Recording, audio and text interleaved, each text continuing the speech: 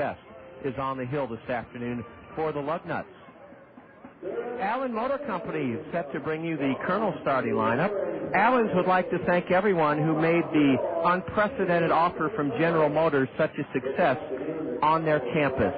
General Motors announced employee pricing for everyone the last several weeks, and from what we understand from the great folks at Allen's, a flood of car buyers headed to Allen Motor Company to take advantage of the GM employee pricing. And Allen Motor Company wants to extend their thanks to all you Kernel fans who went out to the campus and bought during this great time. Allen Motor Company invites you to visit their website to see their fabulous selection of new and pre-owned vehicles. It's allenmotor.com, ALLENMOTOR.com. With the Allen Motor Company Kernel starting lineup, Hall of Fame sportscaster Bob Brooks.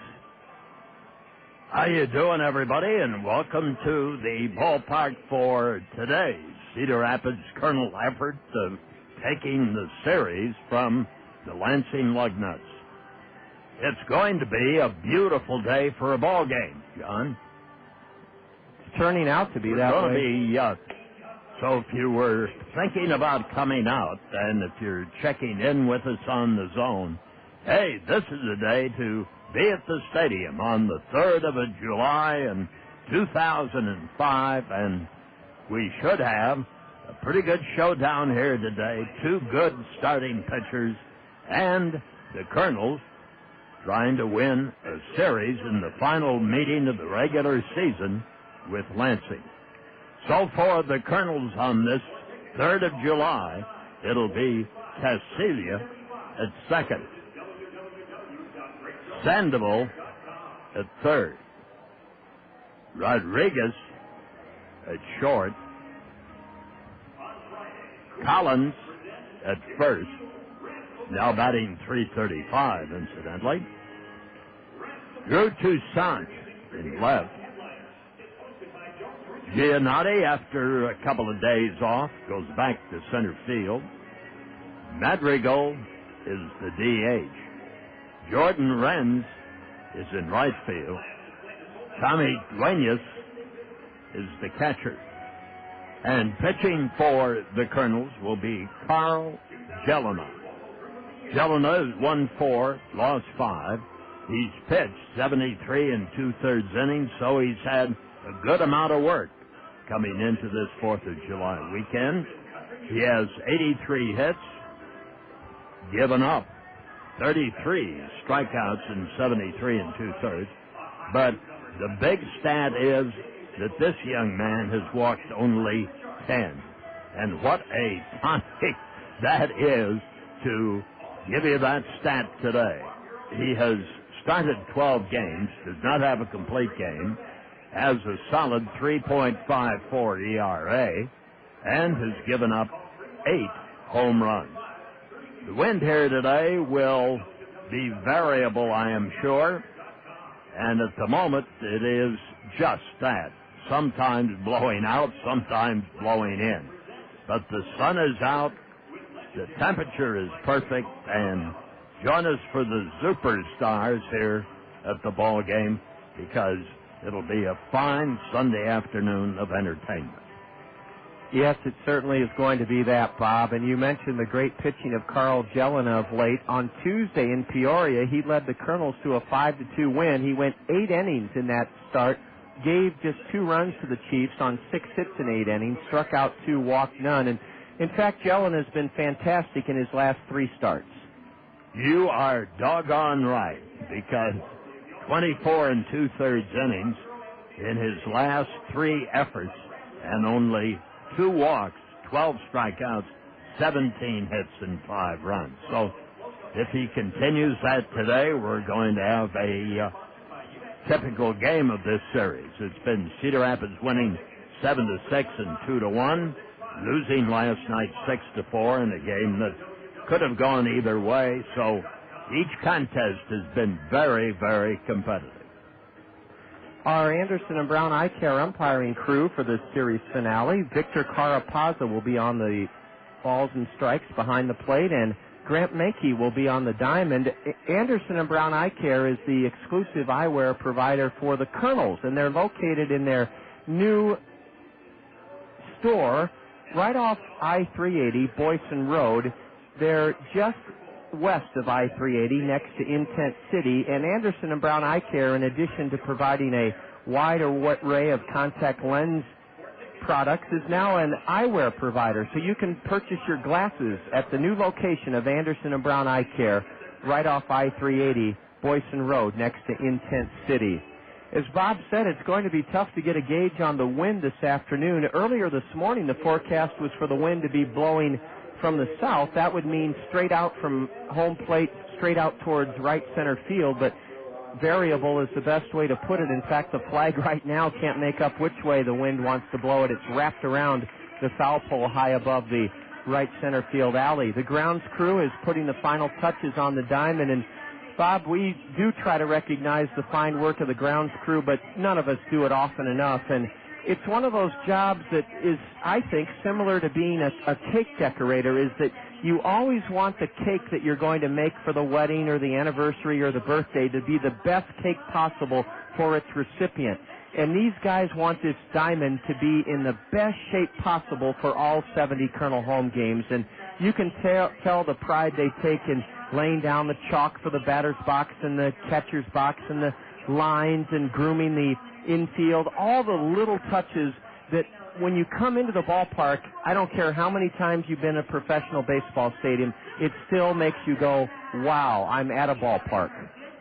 Yes, and it has a nice big league look to it, so that makes it even more appetizing. Yes, we probably don't give them a praiseworthy announcement enough, but Jesse Rader and his staff, we certainly do appreciate what they've done. And with that in mind, too, I've been thinking in coming into the stadium that we ought to also have a tip of the fedora to Greg's Lawn Service, because they have done with the plantings out front. I commend them on their planting of flowers out there that are in Kernel colors, as a matter of fact, and the general mowing and upkeep of the grassy areas and the trees and so on around the ballpark. So that's a very important thing when you talk about coming to a baseball stadium. You want the outside to be just as well groomed as the inside. And thank you, Bob, because those flowers that have been planted before the All-Star break have come in beautifully thanks to Greg's Lawn Service. Our COO, Doug Nelson, added a real touch of class to the outside of the ballpark when he had a big banner celebrating all the Cedar Rapids professional baseball championships put up right at the main entrance. And you couple that with a very tasteful advertising that Cost Cutters does on our ticket box office, and it really is a welcoming sight. In fact, tomorrow in our second visit with Van Smith, the scout from the San Diego Padres, will visit with Van before the 5 o'clock start on the 4th of July. Van says that of all the places he travels, and he goes all over the country and all over the world and analyzing and evaluating talent, this is his favorite place to come. And he even said that you can eat a meal off of the floor of our restrooms. And, you know, these are things that we take for granted because we come here all 70 home games, but the quickest way to turn somebody off to your home or to your dwelling or to your entertainment center is to have it look slipshod. And this ballpark sparkles all the time. One of my goals now with the outside, you know, the facing is a kind of a drab gray. It is. It's austere. And I would like to see us go a little bit further with regard to putting up some large baseball figures on canvas and stretch that a la what we've done with the years and recognition of different teams out front, and make those big and give a little outside color and pizzazz to Boy, Bob, I couldn't agree with you more. In fact, that's going to be one of my off-season projects, and I'm not doing this to toot my own horn. Our whole sales staff has helped. Well, go toot it. Well, when you can sell a sponsorship tastefully that benefits the advertiser and the fan experience, you do it. For instance, our Mercy Care Community Physicians Launch-A-Ball has become a big hit after Friday and Saturday games, and I think those big banners you're talking about, because I've seen them, we need to celebrate our 120 years of history and tradition here in every way we can, and we should be proud of it, and we should celebrate it and let people know that the likes of Rocky Colavito and Chili Davis and John Lackey and just all sorts, over 400 guys on their way to the big leagues. And perhaps if one of us on the sales staff can couple the name recognition of a local business, a bank, an automobile dealership, to celebrate that history, I'm in full accord with you. I think it would add to jazzing up the gray exterior of this ballpark. Yes, it's not, it fits the around here very well, but I think it could use a little more pizzazz to it. It really could. Once you get inside the ballpark, as we said, not only the field, but the advertising comes alive, and it's not obtrusive or overbearing. It just fits perfectly into this setting. As Bob said, if you're wondering about the weather, it's great. The rain is gone. The sun's shining now. A light breeze is blowing from right to left. And come on out, because the superstars will be entertaining. The umpires have just arrived upon the scene. Victor Carapazza, the plate umpire, and Grant Menke on the diamond. Bob, there's still a buzz in the baseball world about Kenny Rogers, who was supposed to start this afternoon while his penalty is being appealed by the union. And I wanted to get your thoughts about Ted Williams. I'm just a little bit too young to remember anything about the quarrels, the constant bickering that went on between Ted Williams and the Boston press, but apparently that was one of the worst relationships that ever existed, was the Beantown writers and Ted Williams, to the point where it really got ugly at times. Well, it did, but it never got into a situation that Rogers got into. It was just a icy relationship. And Ted probably did it in his mind the way a ball player, if he wants to be isolated, would do it. He just didn't say anything and didn't make himself available unless he wanted to be. It was so gratifying a few years ago. I'll tell you one thing, John. Yep. I've always thought that knowing a bit about Ted Williams and a little more about Bob Knight, I think that their two personalities were somewhat identical. Really? Yeah. Well, that's interesting. I've only met the general once. It was in a restaurant in Springfield, Massachusetts. They used to have what was called the Tip-Off Classic there. Yeah. I was in grad school at the time, and he was sitting there with a gal having a bite to eat, and I went up with my good friend from grad school, Mark Sarica, and we introduced ourselves, and he couldn't have been more delightful. He said, "How are you guys doing tonight?" And just really treated us well. And it's interesting. These guys like Bobby Knight and Ted Williams, you'd almost have to have them psychoanalyzed to understand, is it that they honestly are defensive about things? It's that they think the media is uninformed and kind of stupid, or is it that they feel insulted by some of their questions? Is it they feel like the media doesn't get their facts right? You just wonder where some of the hostility comes from. Well, I think you've named all of the above. I think that's probably most of what has gone on, and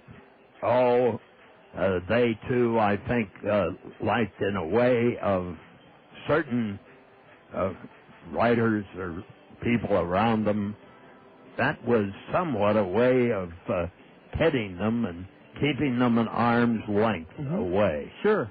Still reminding them, yeah, you're okay, but don't get any closer, you know. And I'll tell you, if people in that analyzing area would try and analyze those two, they would never come up with the absolute answer. I'll guarantee you that. I would tend to agree with that. There's probably things in their youth and childhood, some things in their genetic makeup that we don't even know about. And then you have guys who can be darlings of the press. Steve Garvey was loved in Los Angeles, and I'm trying to think of some of the old. Right now, Ozzie Guillen's enjoying a honeymoon with the White Sox press because they enjoy his candor. I will say this: the White Sox will go through some kind of a slump this season in all likelihood, and it'll be interesting to see how Ozzie Guillen and the press get along when not everything's hunky-dory, because when you start losing a few games, you can really change. Things can become kind of dicey. Yes, they can, and it's off of frustration from a lot of areas. Frustration because the people covering you expect high performance, and you're not giving it to them, and consequently they are somewhat dicey, too. Another guy who had his ups and downs with the press was Leo DeRocher. Oh, you bet. I've heard stories written by Leonard Kopat that DeRocher would actually play the press against each other. Oh, yes. He'd that's a common thing with coaches and managers, too. One day you're their friend, the next day you're the enemy. I've even heard DeRocher say I've read that he would, almost like J. Edgar Hoover, find out something about a writer in his personal life and say, if you print that, I will say this about you. DeRocher, and the things I've read about him is that he was kind of not a lowlife, but that he was really a rough character. Well, I think that too was in his background. Yeah. But he also had a glaze to him of being, major league. Yeah. That sort of thing. I know Jack Buck used to say he used to love going to the horse races at Hollywood Park, Leo DeRocher did. Well, he loved the Hollywood crowd. Yeah. He wanted to be in the mix of what was going on in Tinseltown. He wanted to be part of that. Including, that brings Frank Sinatra and the Rat Pack in there and all of that stuff. It was interesting. Another fellow that could use analyzation over a period of time was Joe DiMaggio. Well, that's true, too. I read the book about him recently, which wasn't too flattering, that he wasn't the most... That wasn't a very flattering expose, I'll tell you. It wasn't. It painted him as kind of a paranoid, selfish person who really had some quirky habits. But don't we all? I mean, goodness, we could say that about all of us. The Cost Cutters Dream Team has taken the field, and listen to the hands for the Kernels as they come out in their red knit tops with white numbers, blue hats with red bills. The visiting Lugnuts have their black theme socks, their black theme uniforms, black socks, black sleeves, and gray tops, cutout tops with red numbers trimmed in black. And Marcia Hughes is going to honor America on this Independence Day weekend, and she'll be singing the Star-Spangled Banner before the series finale, the Kernels and Lugnuts. Let's join Marcia Hughes as she sings the Star-Spangled Banner. Marcia Hughes. Oh, say can you see by the dawn's early light what so proudly we hailed at the twilight's last gleaming, whose broad stripes and bright stars through the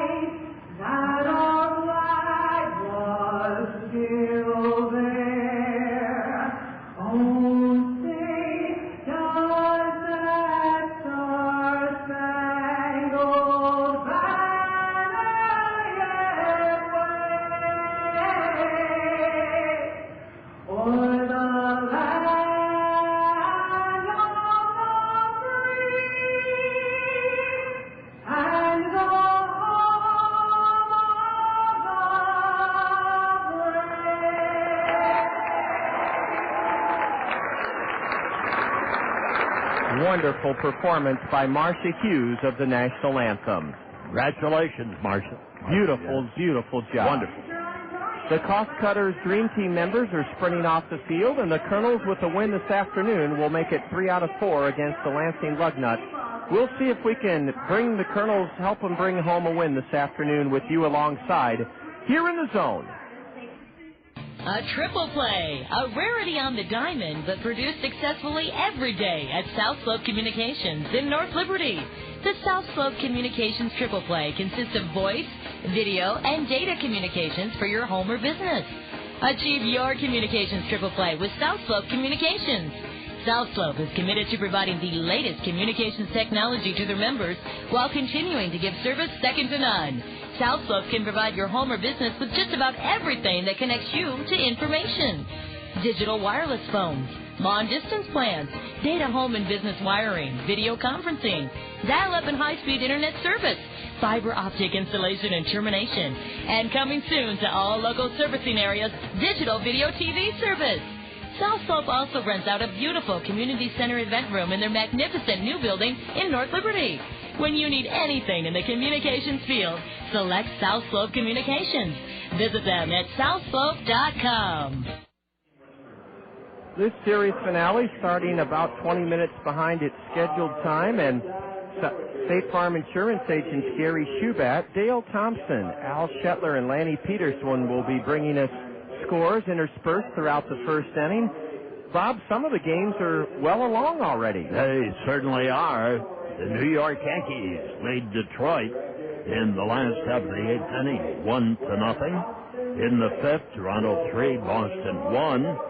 Also in the top of the 5th, Tampa Bay 2, Minnesota 0. In the National League, Florida 3, the Mets 0 in the 8th. Houston 4, Cincinnati 0 in the 7th. Milwaukee 3, Pittsburgh 2 in the 4th. Colorado 4, St. Louis 2 in the 4th. Colorado's giving the Redbirds a real tussle down there at Busch Stadium. And the Washington Nationals lead the Cubs 1-0 in the top of the 4th. If Washington would sweep that series today, they made a believer out of me. You got it, Bob. They are for real with Frank Robinson and a renewed interest in baseball thanks to their move from Montreal. Ripping the first pitch over Sandoval's head into left is Jason Armstrong. Armstrong is now 3 for 10 in the series, 1 for 5 last night with a 2-out, 2-run single, and he adds to his .303 average as he sat on that first pitch from Carl Jelen and drilled it over the leaping head at third of Freddy Sandoval. One pitch and a runner aboard at first for the Lugnuts. One final word about analyzing baseball stars. That's the nice thing about the minor leagues.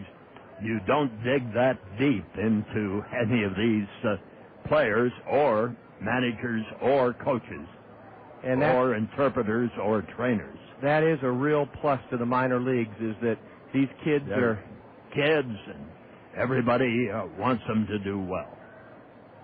Curtis Thigpen takes a ball low from Carl, and now the next pitch is a fastball, lifted foul behind the plate. Curtis Thigpen is not catching this afternoon. He's the DH out of the University of Texas. He was taken in the second round by the Blue Jays last year. Nothing for 4 last night. He drew a bases-loaded walk, though, in the 4th inning to make it 3-1 Lansing. Curtis Thigpen, a .286 hitter.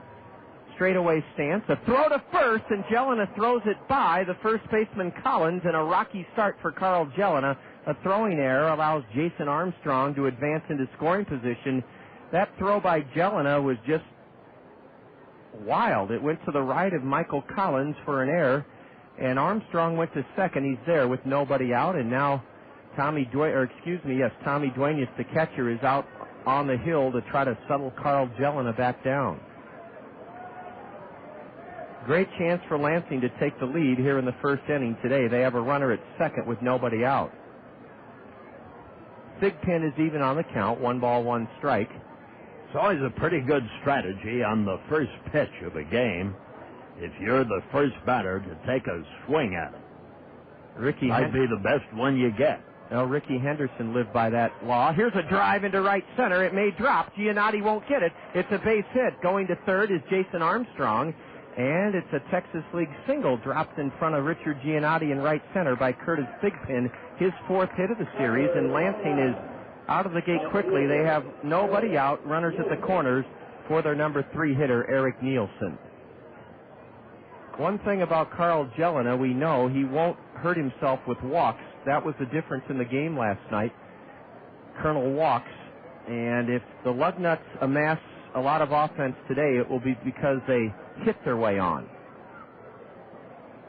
Eric Nielsen is a .244 batter with 6 homers, 32 RBIs, and he was 0 for 4. He walked in the first inning last night against Joe Torres, and he takes the strike called. Eric Nielsen, the right-handed batter. We're just underway. This game was 21 minutes late in starting due to some rain between noon and 1 o'clock, but you'd never know it now. The skies are clear. The sun is shining. It is a beautiful, sunny Sunday afternoon. And the wind has settled down. A shot into left. That's a base hit, and Lansing has 3 hits in a row, and they lead it 1-0. That ball was tattooed, ripped past the shortstop Rodriguez, sending Jason Armstrong home. Curtis Thigpen stops at second, and now Carl Jelena's task is to try to prevent a big inning for the Lugnuts. And here comes Kernan running out immediately to try and get a flow going there and get Jelena to focus and settle in on the task at hand.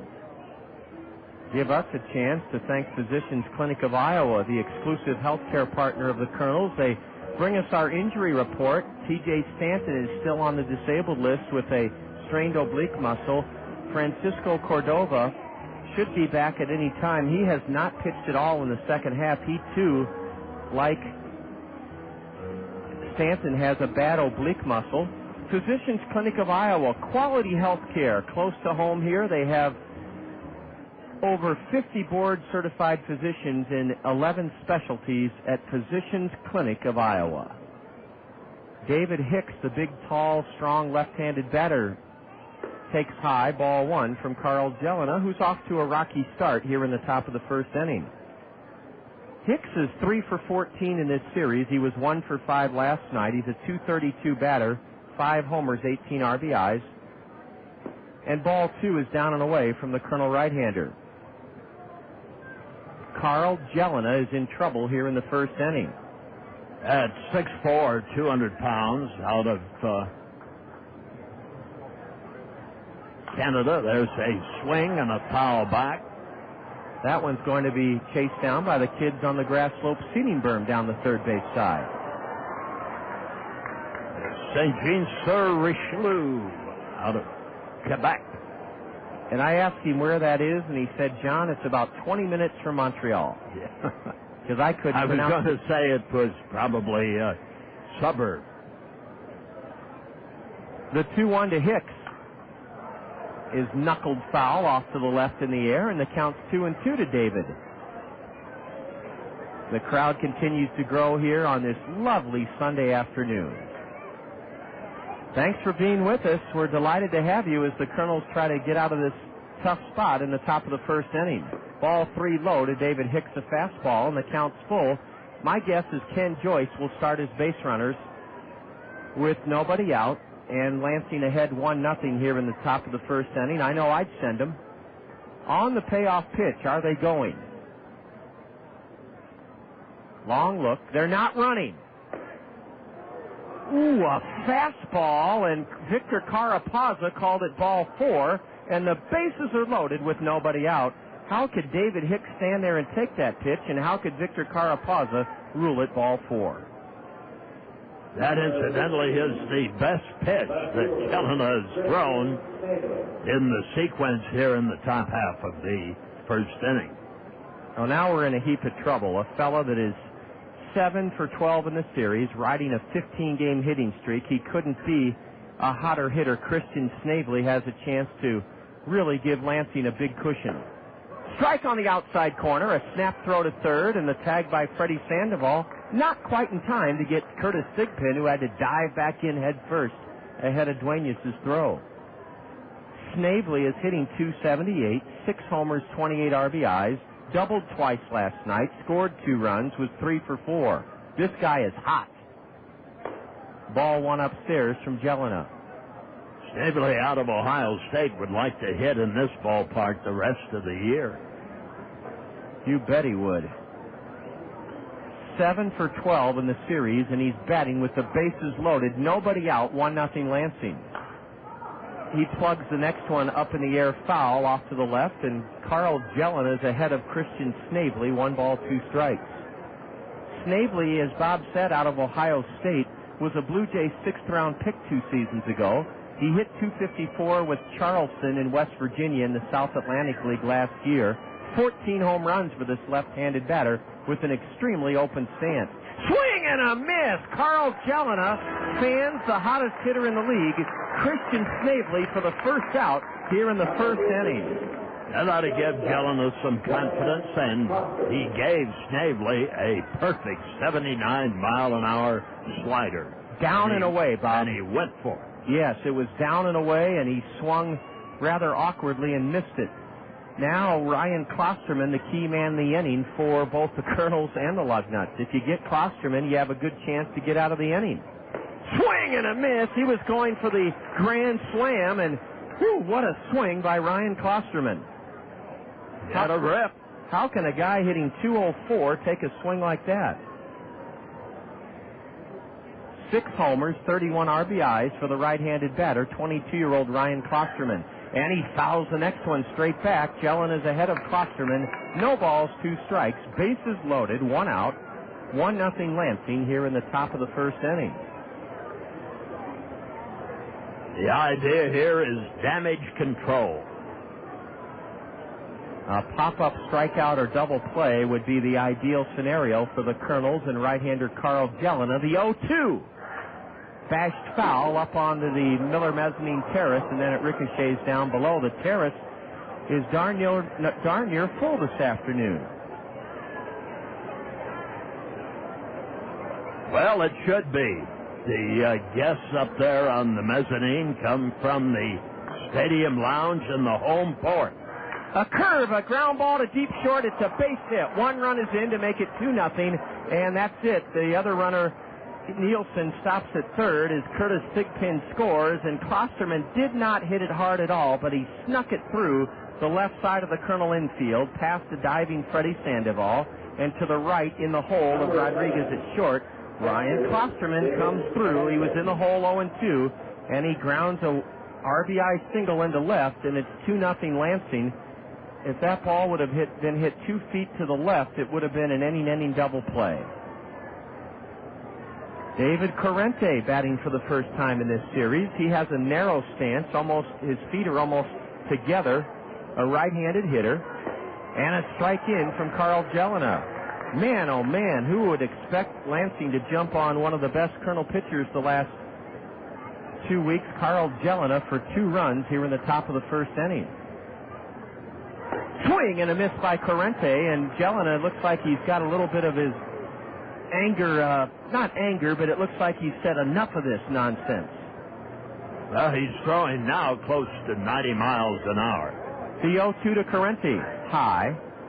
2-0 Lansing. They have Nielsen at third, Hicks at second, Klosterman at first. The Lugnuts have scored 2 runs on 4 singles, a walk, and a Kernel error here in the top of the first inning. It's not been a good start for the Kernels.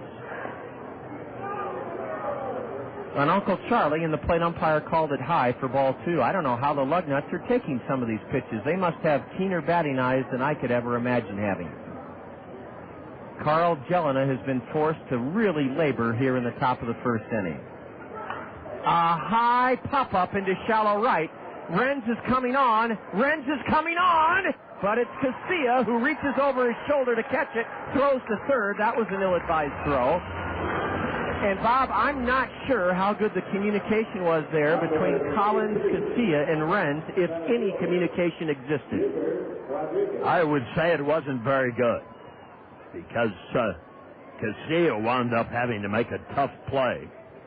He had to extend his arms fully behind his torso to make a catch in shallow right field. Renz was coming on like gangbusters. Collins was going back. It was Alexi Casilla who made the catch for the second out of the inning. Anytime you say the 8th man batting in the first inning, you're in trouble. This is the 8th man batting for Lansing, and a curveball from Jelena misses to Huber Rodriguez. This 199 hitter belted a 3-run homer off Nick Green in the 5th inning last night. That was the difference in the game. It was his 3rd home run of the year. A curve, a beauty, a strike called. If, and this is a big if, Carl Jelena can get Huber Rodriguez, the damage control Bob spoke of will have been accomplished. But the Kernels have a man warming up in their bullpen. T.J. Stanton. Well, I didn't get the announcement that he was off the DL, but he is doing some tossing in the Kernel bullpen. Maybe he's just working it. We'll see. He may be off the DL, Bob. I'm just not sure. Huber Rodriguez fouls one up onto the Miller Mezzanine Terrace first base side, and he's in the hole. 1 ball, 2 strikes. We understand he is doing a drill to test his oblique muscle. Huber Rodriguez golfs the 1-2 pitch foul, and I shudder, Bob, to think at what Carl Jelena's pitch count here is in the 1st inning. I would say he's above 30 already. Well, maybe the warm-up wasn't as good as he had hoped, and he'll be warm after this inning if he gets through it. He choked a curveball off, and it missed upstairs, and now the deuces are wild. 2 balls, 2 strikes, 2 out, bases loaded, 1st inning, and Lansing leads it 2-0. Really rough start for Carl Jelena. If he can get Huber Rodriguez, it might just be the turning point in the game. Now Carl steps off the rubber.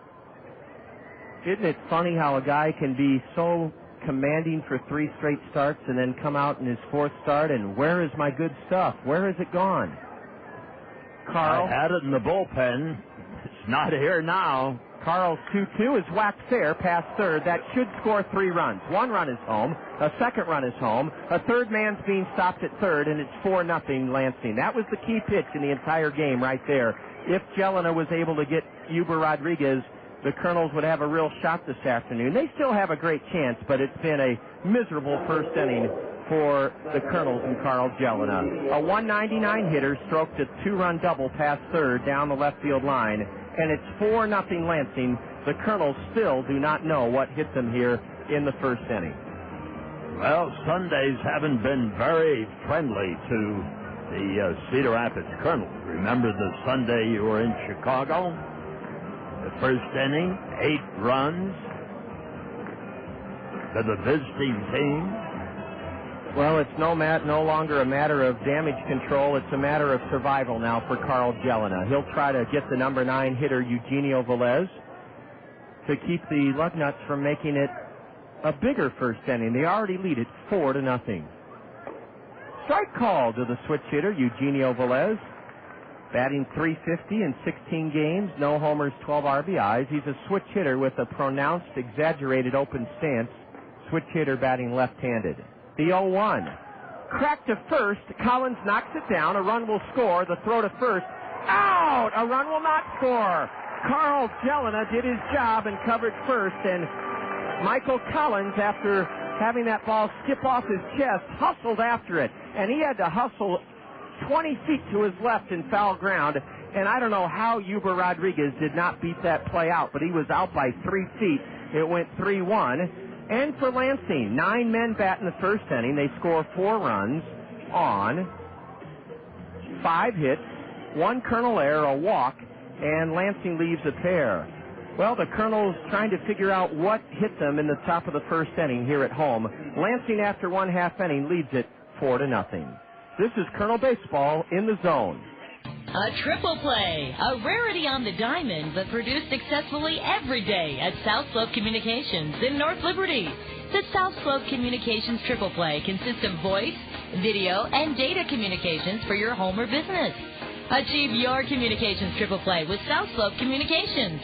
South Slope is committed to providing the latest communications technology to their members while continuing to give service second to none. South Slope can provide your home or business with just about everything that connects you to information. Digital wireless phones, long-distance plans, data home and business wiring, video conferencing, dial-up and high-speed internet service, fiber optic installation and termination, and coming soon to all local servicing areas, digital video TV service. South Slope also rents out a beautiful community center event room in their magnificent new building in North Liberty. When you need anything in the communications field, select South Slope Communications. Visit them at southslope.com. What is ESPN Radio? It's not that hard. You're a sports fan? This is the sports station. It's ESPN. That means sports. The games, the experts, the analysis, the scores, the highlights, the people who know their stuff. It's good conversation. It's ESPN. It's radio. You know, the box that all the sounds come out of. At your home, in your car, where you work, even in your computer. It's everywhere you go. It's radio. It's ESPN. It's ESPN Radio. That's all it is.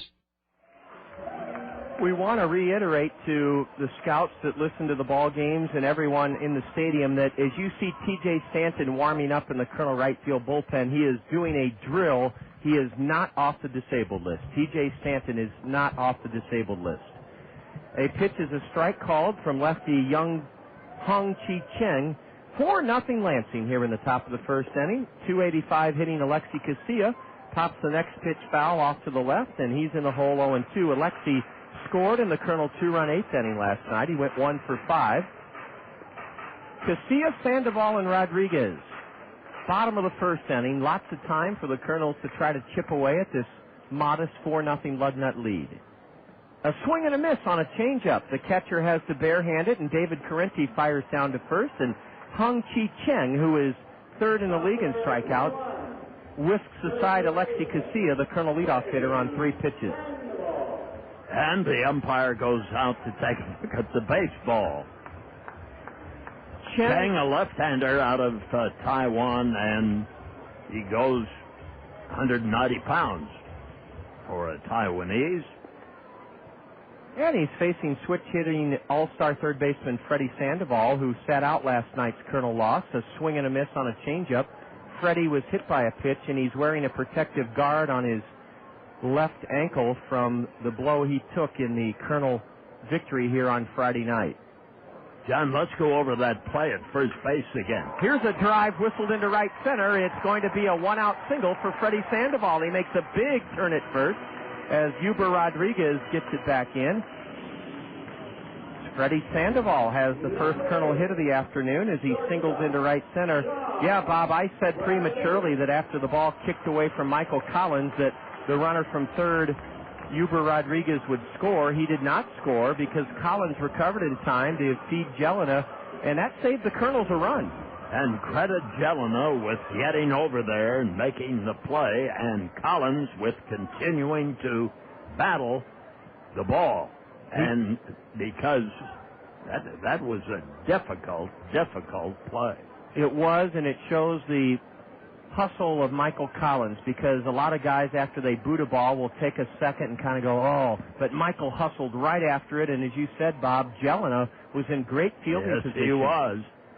And they got the batter, Vélez, by 3 steps. Ball one low to Sean Rodriguez, and now a swing and a changeup and a miss, and we know now that young Hung Chi Chen's bread and butter pitch is his changeup. Sean homered in the first inning last night to give the Colonels their only lead of the game, 1-0. It was his 4th of the year. He's tied for 4th in the league with 53 runs scored. Colonel number 3 hitter Sean Rodriguez takes a breaking pitch on the outside corner for strike 2. Cheng's 20 years of age, so he's been around baseball a little bit.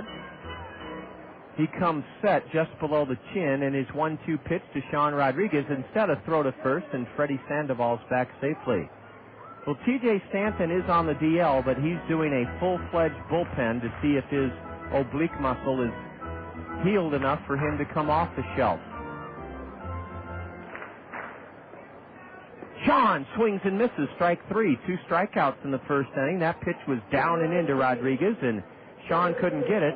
2 gone for the Colonel leading hitter, Michael Collins. Cleanup batter at first base today. One good play in the field already that we talked about to end the 4-run Lansing first inning. Michael is hitting .335, and in this series he is 7 for 13. He's batting over .500 in this series is Michael Collins. The runner goes. A pitch, a strike. The throw to second. Sandoval is safe. Ooh, it looked like the throw beat him, but a head-first slide, and he got in ahead of the tag by Eugenio Vélez. It looked here, Bob, like Sandoval was going to be a goner. Yes, it did, but he slid to the outside of second base, and that helped a great deal. Good head-first slide. I don't recommend head-first slides, but you want to do it, why, he helped the ball club there. A nubber right back to the hill, easy for Cheng, who throws out Michael Collins.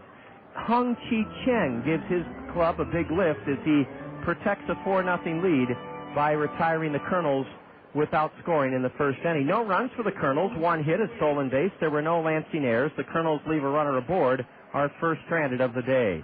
We go to the second with the Lugnuts leading the Kernels 4-0, and this is Kernel Baseball in the Zone.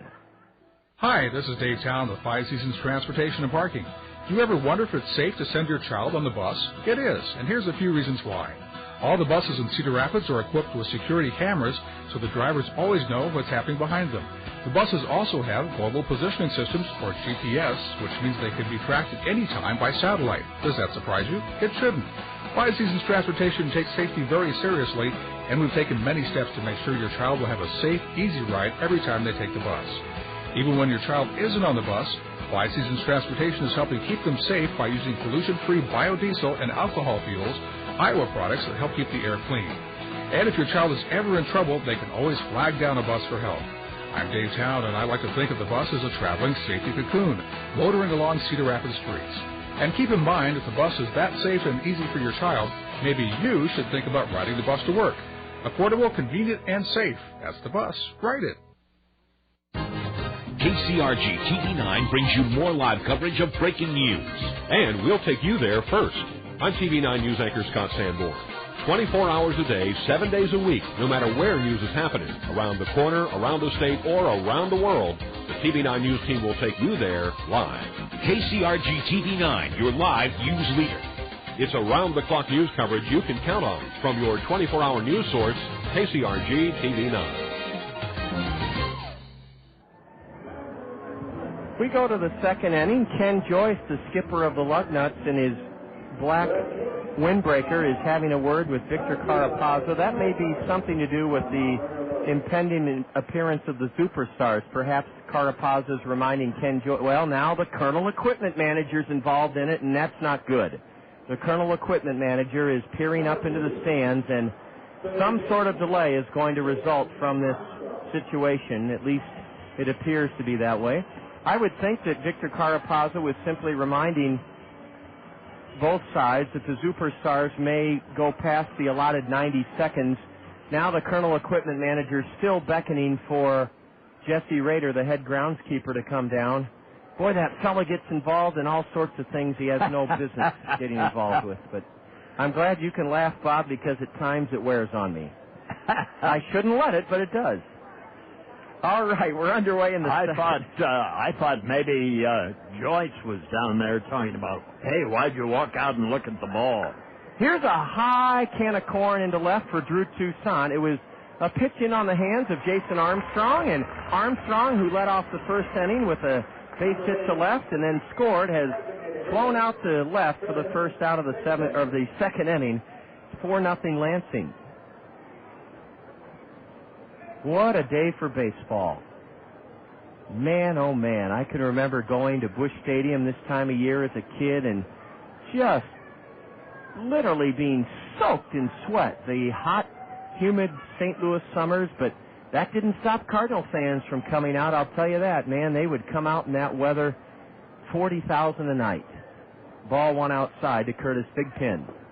And now ball two is low. Thigpen singled and scored in the Lansing 4-run outburst in the first inning. I covered an all-star game at Busch Stadium in St. Louis. Here's a long drive belted to deep left, way back at the wall, and it is off the wall for extra bases.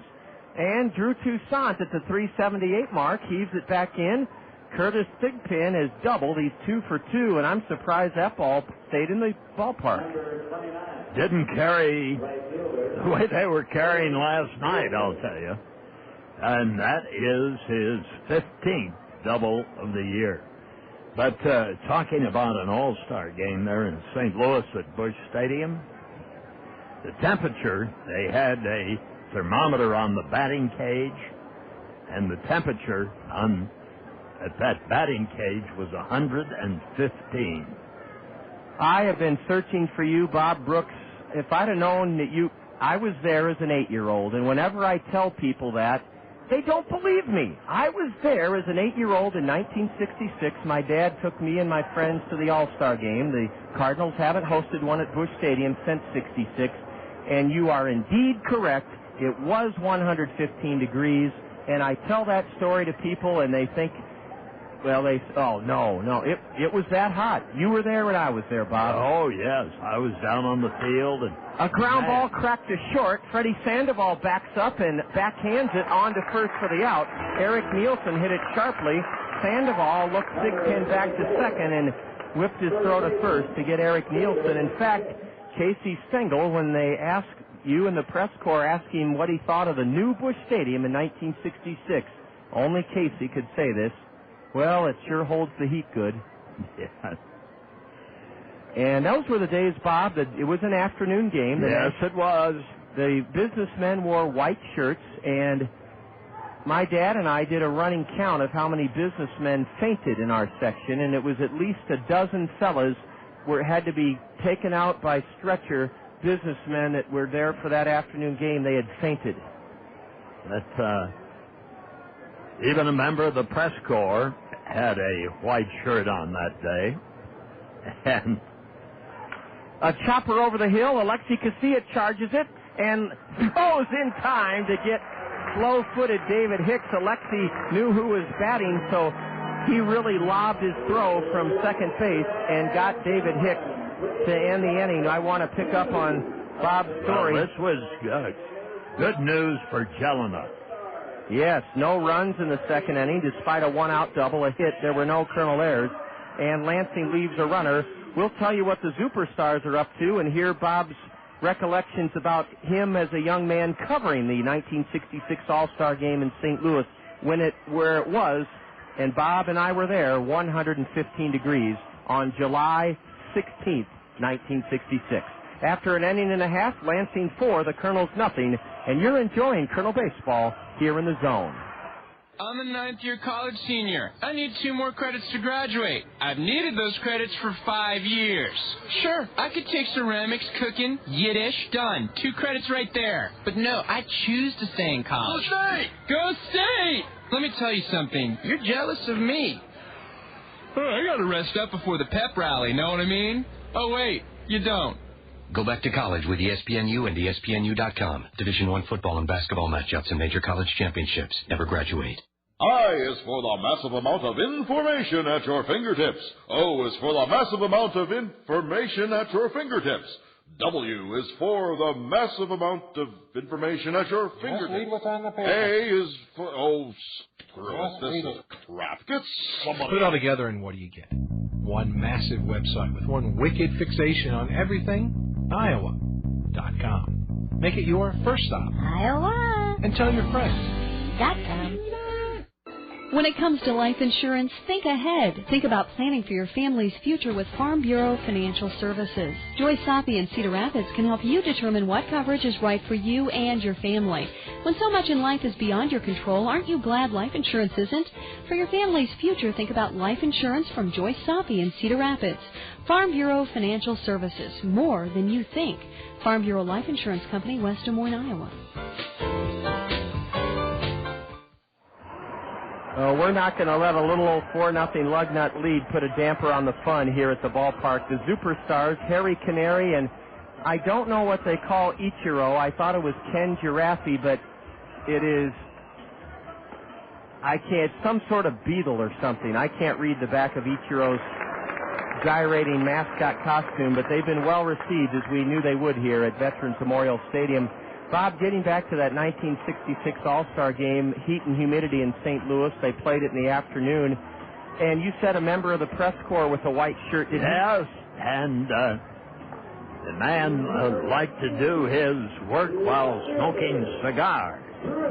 Well, at 115, at the cigar, you could have wrung a cup full of water out of the cigars he had.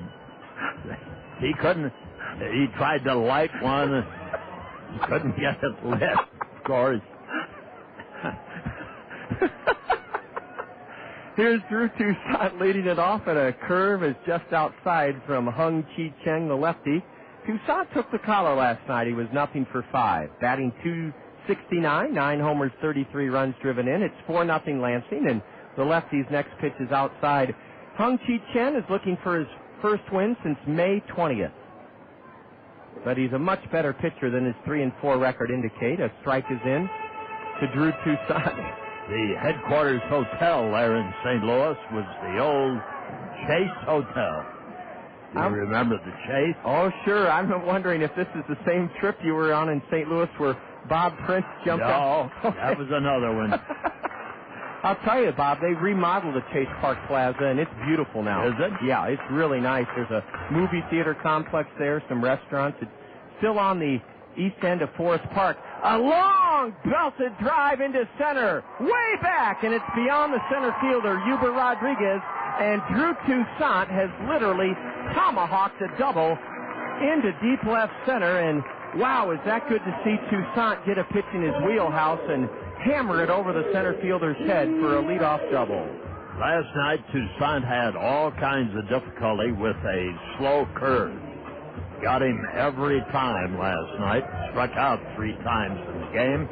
But today, he took a nice high fastball up above the letters and just racked that into the 407-foot mark in left center field. Giannotti bunts. This may be good enough for a base hit. Cheng fields it. Throws late. Safe. Hey, Richard Giannotti is up to his old trick. A bunt between first base and the mound. And Hung Chi Cheng picked it up right next to the first base line, tossed it to David Hicks, not in time. Toussaint to third, and a bunt single by Richard Giannotti up the first base line. And by my count, that's his 11th bunt single of the season. Well, we've gone over that time and again with his ability to do that and the contributions he can make to other teams later on. Let's see if Warner Madrigal can help get the Kernels back in this game. A double play ball to third, throw to second, out, no other play. And boy, Madrigal loves feasting on first pitches. He did it again, and he chops out to third. We're very, very fortunate that that was not a double play. Certainly could have been, because in no man's land was Toussaint. Yeah, he didn't know whether to come towards the plate or go back, and third baseman took a look at him, but then Armstrong fired to second. Giannotti did a good job of breaking up the attempted return throw to first.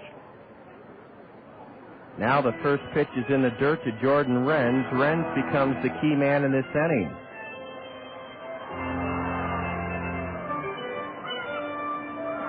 First and third, 1 out, 4-0 in favor of Lansing. Renz hitting .191, 4 homers, 27 RBIs. A sharp curve from the Taiwanese lefty drops in for a strike to Jordan Renz. It's 1-1. Madrigal reaches on a fielder's choice as Richard Giannotti was forced at second. 5-4. Man, Madrigal loves to swing at first pitches, and I'm not saying that's good or bad. It's just a tendency. Strike 2 on the inside corner. The crowd behind home plate thought it was inside to Jordan Renz. You get runners at first and third with nobody out, you better score a run or 2. 4-0 Lugnuts. The 1-2 to Jordan is cut on and rolled to the right side. A run scores. The throw to second out. The throw to first not in time. And Jordan Renz puts the Kernels on the board as he forces Madrigal at second, 4-6. And then the throw by the shortstop, Ryan Klosterman, not nearly in time to get Renz, who drives home Drew Toussaint and makes it a 4-1 game, 4-1 Lansing here in the second inning. 28th Ribby of the year for Jordan Renz. And a nice play at second base by Vélez. He had to get to that ball in a hurry to make any play at all. Yes, he did, and he almost started an inning-ending double play. Let's hope Renz is running, a pitch in the dirt, ball 1. The reason I say that is the Kernels lead the league in stolen bases, 102 steals, counting Freddy Sandoval's theft of second. his 12th of the year in the first inning. The Kernels are second to last in the league in hitting with a 246 average, but at home we're hitting 262. The 1-0 to Tommy is a swing and a miss, a half swing by Tommy. The Kernels are hitting 280 against Lansing in 7 games, 262 here at home, but only 226 against left-handers. So who knows which of those batting averages will surface in this series finale. Cheng is set, the 1-1. Strike call, that looked like a changeup, and Tommy took it for strike 2. Tommy hitting 204, 6 homers, 18 RBIs, nothing for 3, walked to start the Colonel 2-run 8th inning last night. Renz at first with 2 out. The 1-2 to Duenas. And it's a high pop foul off to the left. It's still 1-2 to the Colonel number 9 hitter. 4-1. Lansing here in the bottom of the 2nd inning. Boy, Bob, I don't know about you, but I would love to have one professional baseball season. Every game, all 140, would be day games. Be nice, wouldn't it? This kind of afternoon can really lift a fella's spirits. A throw into the dirt, but David Hicks digs it out as Renz returns safely. And let's not forget, in the days of Babe Ruth and Lou Gehrig and Rogers Hornsby, all games were day games. Every one of them. They'd start them around 3 or 4 in the afternoon sometimes, so guys getting off work could come to the ballpark. A change-up, and Tommy Duenas swings and misses. He's down on strike, but the Kernels have taken a bite out of the Lugnut lead. 1 run, the key blow, a Drew Toussaint leadoff double. 2 hits, rather. There were no Lansing errors. The Kernels leave a runner aboard and have stranded a pair. Broadcast assistant Julia Jansen is set to join Bob for the 3rd inning. Julia will bring us the play-by-play. As we head to the 3rd, Lansing leads the Kernels 4-1. You're tuned to Colonel Baseball here in the Zone. So how much horsepower is in your Sierra heavy-duty pickup? Oh, it's not just horsepower. It's torque, too. What's so special about torque? Torque pulls you out of a ditch. Torque drives you up a mountain with a load of pipe.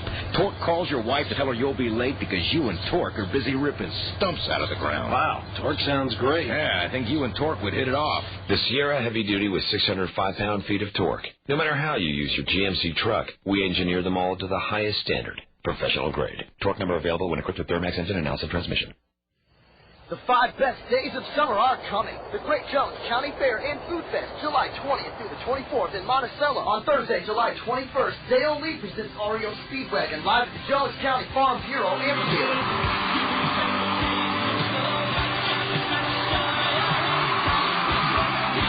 On Friday, July 22nd, the Jones Regional Medical Center hosts the return of Rascal Flatts, presented by Coors Light.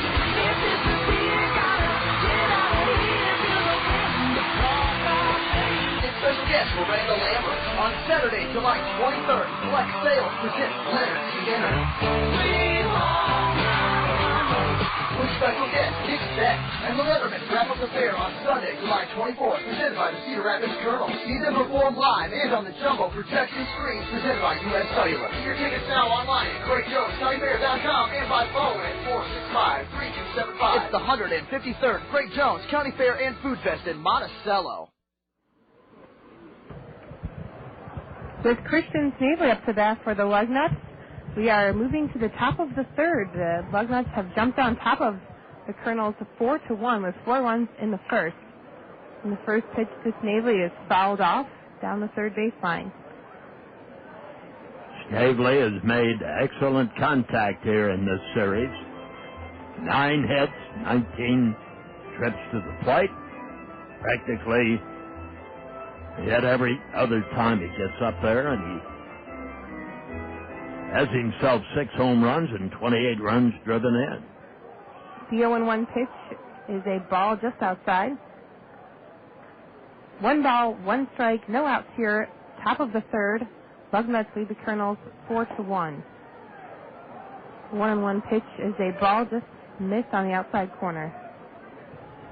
Comes out of Defiance, Ohio, and the state of Ohio furnishes athletes at every sport and good ones, and Snavely has shown that.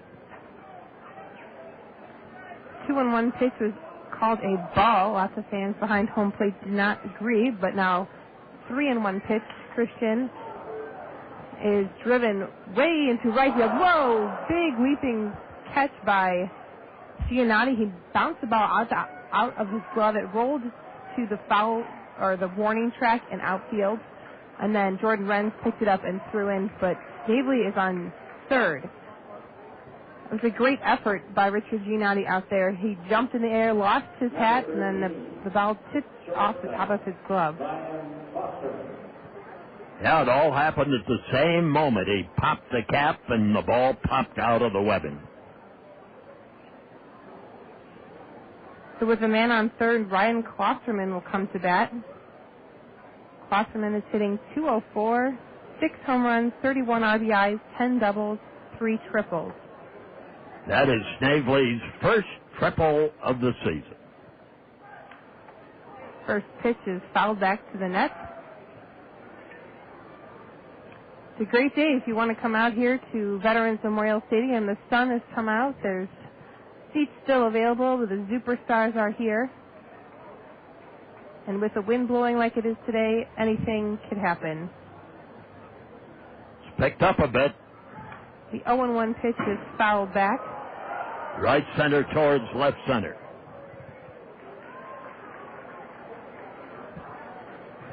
The infield is in for a play at the plate.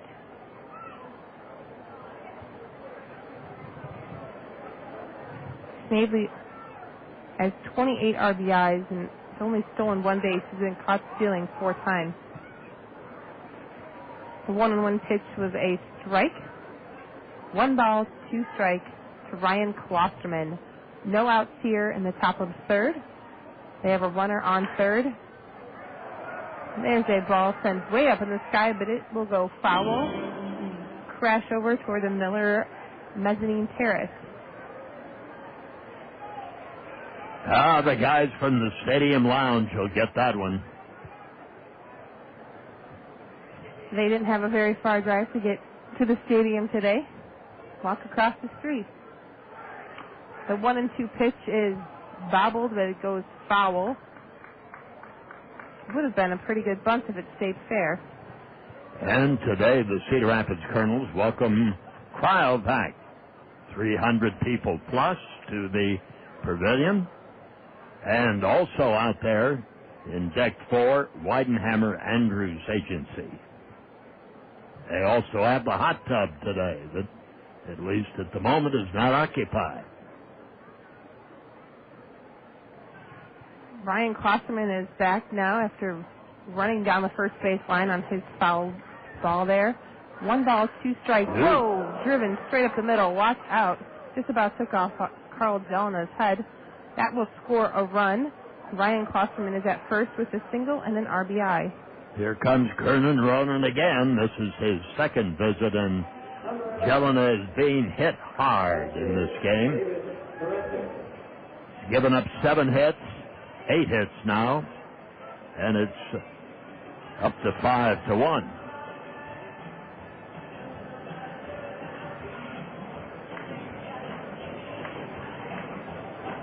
I'll be interested to see if the Superstars, I've seen them before, and they had Clammy Sammy Sosa, but he had a Cubs uniform on. So I'll be curious to see if he comes out with a Cubs uniform or if they have a different character. Maybe they retired him. Yeah, perhaps. Maybe Ichiro is the new one. So after a chat on the mound, we're ready to start again. To David Correnti. And the first pitch is chopped foul down the third base line. Third base coach makes a good grab and throws it in the stands as a souvenir. Hey, Skipper Joyce plucked that ball out of there like a grape, barehanded, and that was pretty well hit, and he flipped it over to the kids. And the 0-1 pitch is right in there for a strike. No balls, 2 strikes, no outs here. Top of the third. The Lugnuts lead the Kernels 5-1. They have a runner on first.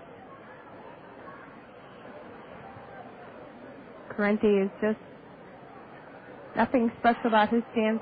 Very even. He's flies the ball right to Jordan Renz. Jordan didn't even have to move to make the catch. Throwback to first, and the runner is safe. So we have one out here with a fly out to Jordan Renz. Now Huber Rodriguez, the center fielder for the Lugnuts, will come to bat. He's batting 199.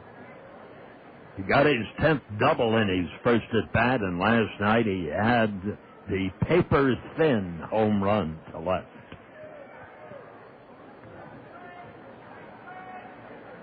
Rodriguez has an open stance and uses a reddish-looking bat. He's a right-handed batter. There's a throwback to first. And Klosterman is back safely. The runners go. There's a ball that's swollen way out to right field. Jordan Renz makes the catch, throws back to first, and that should be a double play because the runners went.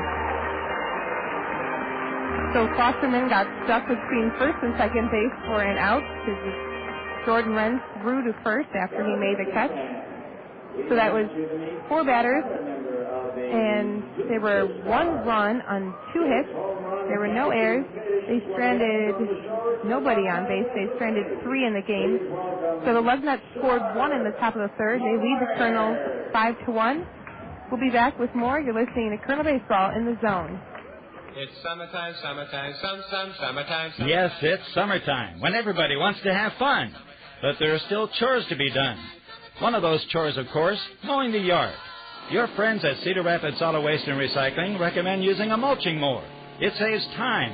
Bagging takes longer and saves money by restoring natural nutrients to your lawn, reducing the need to use expensive fertilizers. Grass cycling gives you a healthier lawn, reduces yard waste, and saves landfill space. Hey, Doug Gottlieb here with a little tip for all you sports fans. Beginning July 13th, ESPN and ABC Sports are going to give you a chance to catch a special group of athletes at the 6th Annual Great Outdoor Games, presented by Dodge. World-class athletes in archery, big air, the hot saw, and much more match up in 20 events for one-of-a-kind head-to-head competition in timber and target events, sporting dogs, and fishing. The Great Outdoor Games are proudly sponsored by the National Shooting Sports Foundation.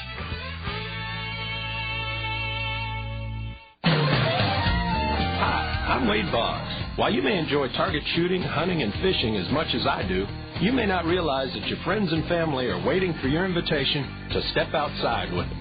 Introduce someone you know to shooting, hunting, or fishing, and you'll be spending quality time together and perhaps igniting a passion to last a lifetime.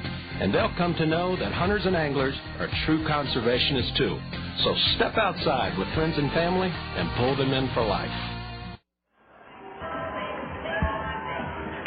Shark McGuire is on the field doing a dance-off with one of the Lugnut players.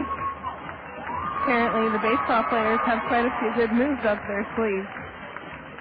We're back at the bottom of the third. The Lugnuts are leading the Kernels 5-1. Great day for the game. The sun is out. The crowd is here. We have a lot of great promotions this weekend. Tomorrow, if you come before the game, you can get a bat from McDonald's, and red, white, and blue. That's right, and we'll also have our patriotic jersey day. We'll be auctioning them off during the game. Now Shark McGuire, one of the superstars, is chasing the Lugnut player back off the field into the dugout. Will be top of the order for the Kernels. Alexi Casilla will be up first. He struck out in the first inning.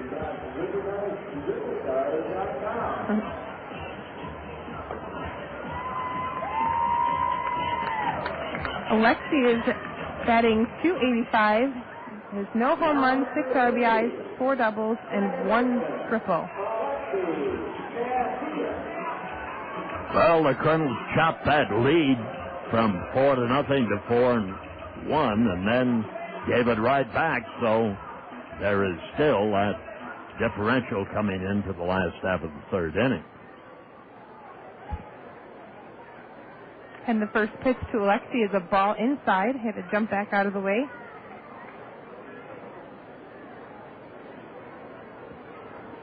Alexi uses a two-tone bat, lighter red on top with black on the bottom. Second pitch is a ball. 2 balls, no strikes, no outs here, bottom of the third. The 2-0 pitch is a ball 3. Let's take a leadoff walk here. Kernels have won 20 and lost 22 in this ballpark this year. 3-0 pitch, he got a strike there on the outside corner.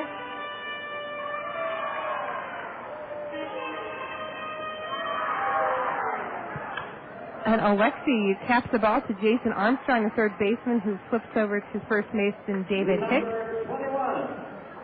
A 5-3 play. Now Freddy Sandoval, who had a single in the first inning and a stolen base, his 12th of the season, will come to bat. Freddy's batting .246. He had a night off last night. I saw him limping around after the game back on, Friday night after he got hit. So he rested a day and is back in action today. First pitch, strike. And the Kernels overall this year are still 10 games below 500. After the split first half.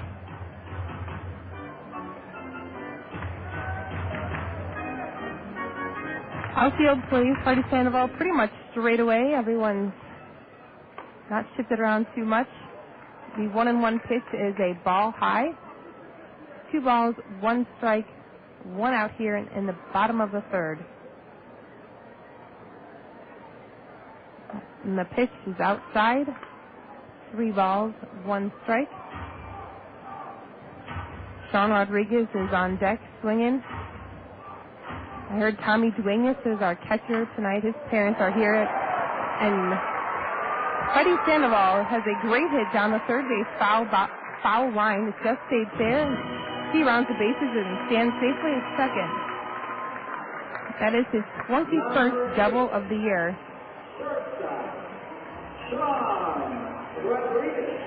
Well, the idea is to try and get a bunch of them, but if you can't, you want to scratch away, and we'll see with the middle part of the order, Rodriguez, Collins, and Toussaint, if the Kernels can do some business against Hung-Chi Cheng. So Sean Rodriguez, who had a home run last night, will come to bat for the Kernels with Freddy Sandoval on second. 1 out here in the bottom of the third. First pitch is a ball. Hung-Chi Chen, the pitcher for the Lugnuts, has been getting behind the batters. Last 2 batters have had 3 balls. Well, the Kernels have 4 hits. Lansing has 8 hits. And there's a throwback to second base, and Freddy Sandoval is in safely.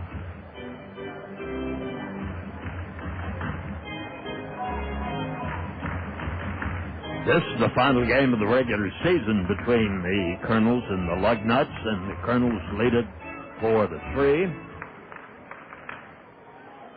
The Lugnuts head to Dayton tonight. They have a long bus ride ahead of them. Yeah, but they know they'll be playing before a full house in Dayton on the 4th of July. Remember, tomorrow night's game, or twilight game, will start at 5. And you can come out here to see some baseball and stay around for the downtown fireworks. Concession stands and all of the stadium amenities will be in use. You also can get some player autographs before the fireworks start downtown tomorrow, too. So Sean Rodriguez has 3 balls with no strikes. 1 out here. We have a runner on second. That's Freddy Sandoval after he hit a double. Sandoval sent his ball down the third base foul line. There's a strike to Sean Rodriguez. 3 balls, 1 strike. Michael Collins, playing first base tonight, is on deck.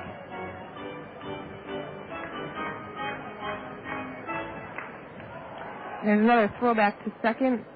Kind of a messy play down there. You had to lean over Freddy Sandoval because the pitch was toward the third base side of the base, the second base. But Freddy is safe. And Sean Rodriguez still has 3 balls and 1 strike. And the pitch, strike, just on the inside corner. Got an 84-mile-an-hour fastball on the black part of the inside of home plate. So a full count to Sean Rodriguez. Sandoval's at second, and there's ball 4. First walk by Chang. We have Michael Collins, power hitter for the Kernels right now. He's batting .335. 5 home runs, 33 RBIs, 10 doubles, 2 triples. And the trainer is going to come out to take a look along with the pitching coach as Hung-Chi Chang has probably come up with one of those blister problems again. He's a pitcher that throws a lot of curveballs, a lot of little wormy stuff out there. And that, too, would be the traveling interpreter. I have an idea that that's what they were looking at, all right. Either you don't need an interpreter for that sort of thing. You either have it or you don't.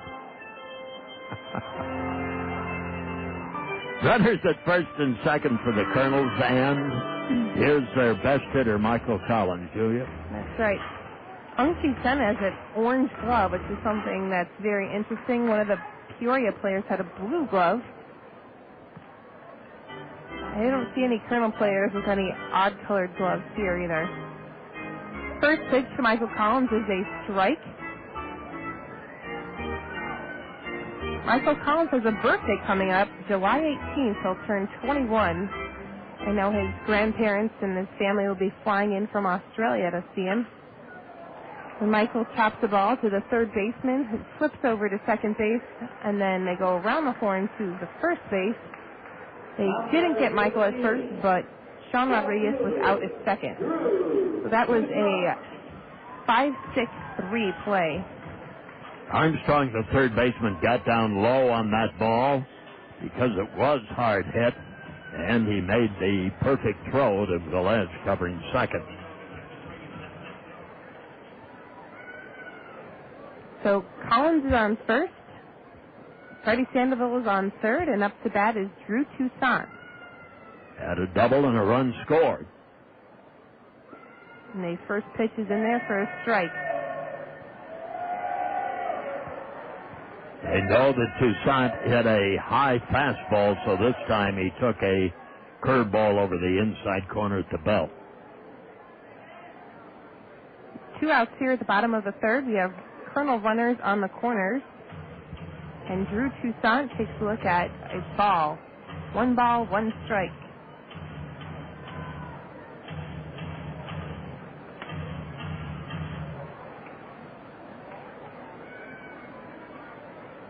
And the 1-1 pitch is belted way back into right field. That is on the warning track, but Eric Nielsen makes the catch to retire the Kernels. So with 2 men on, they have stranded 4 in the game. We had no runs on 1 hit, no errors. The Kernels still trail the Lugnuts 5-1. We'll be back with the top of your 4th. You're listening to Kernel Baseball in the Zone. When we were children, we were taught to save for a rainy day, but what if it rains harder than you expected?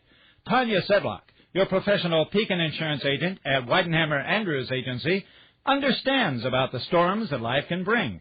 Whether you need auto, home, business, life, or health insurance, Tanya will review the coverages you need for your life and the lives of the ones you care about most. Help the sun shine on your life with a visit to your hometown Pekin insurance professional, Tanya Sedlock, at Weidenhammer Andrews Agency. What's up? This is Stuart Scott of ESPN Sports Center reminding you that once again, you hold the key to this year's ESPYs as fans will vote on all the awards, including the second annual Under Armour Undeniable Performance Award. Just go to www.underarmour.com to cast your vote for the year's best single performance in all of sports. Then tune in to ESPN on July 17th to see if you pick the undeniable performance of the year. You know what they say, the Under Armour advantage is undeniable. Oh, and one more thing. Don't forget to protect this house. When a road is all that separates a love-starved 3,000-pound bull from a field of cows, driving becomes a test of your car's reflexes. That's why Monroe recommends fresh shocks every 50,000 miles. You see, worn shocks could leave you with diminished braking, reduced handling, and major disadvantages when you face hazardous or divinely passionate driving situations. Share your road stories at 50,000.monroe.com, and remember to get Monroe and ride safe. Actual mileage may vary depending on driver ability, vehicle type, and type of driving and road conditions. Now we start the fourth inning out here at the ballpark. And the first batter for the Lansing Lugnuts, left-handed hitter.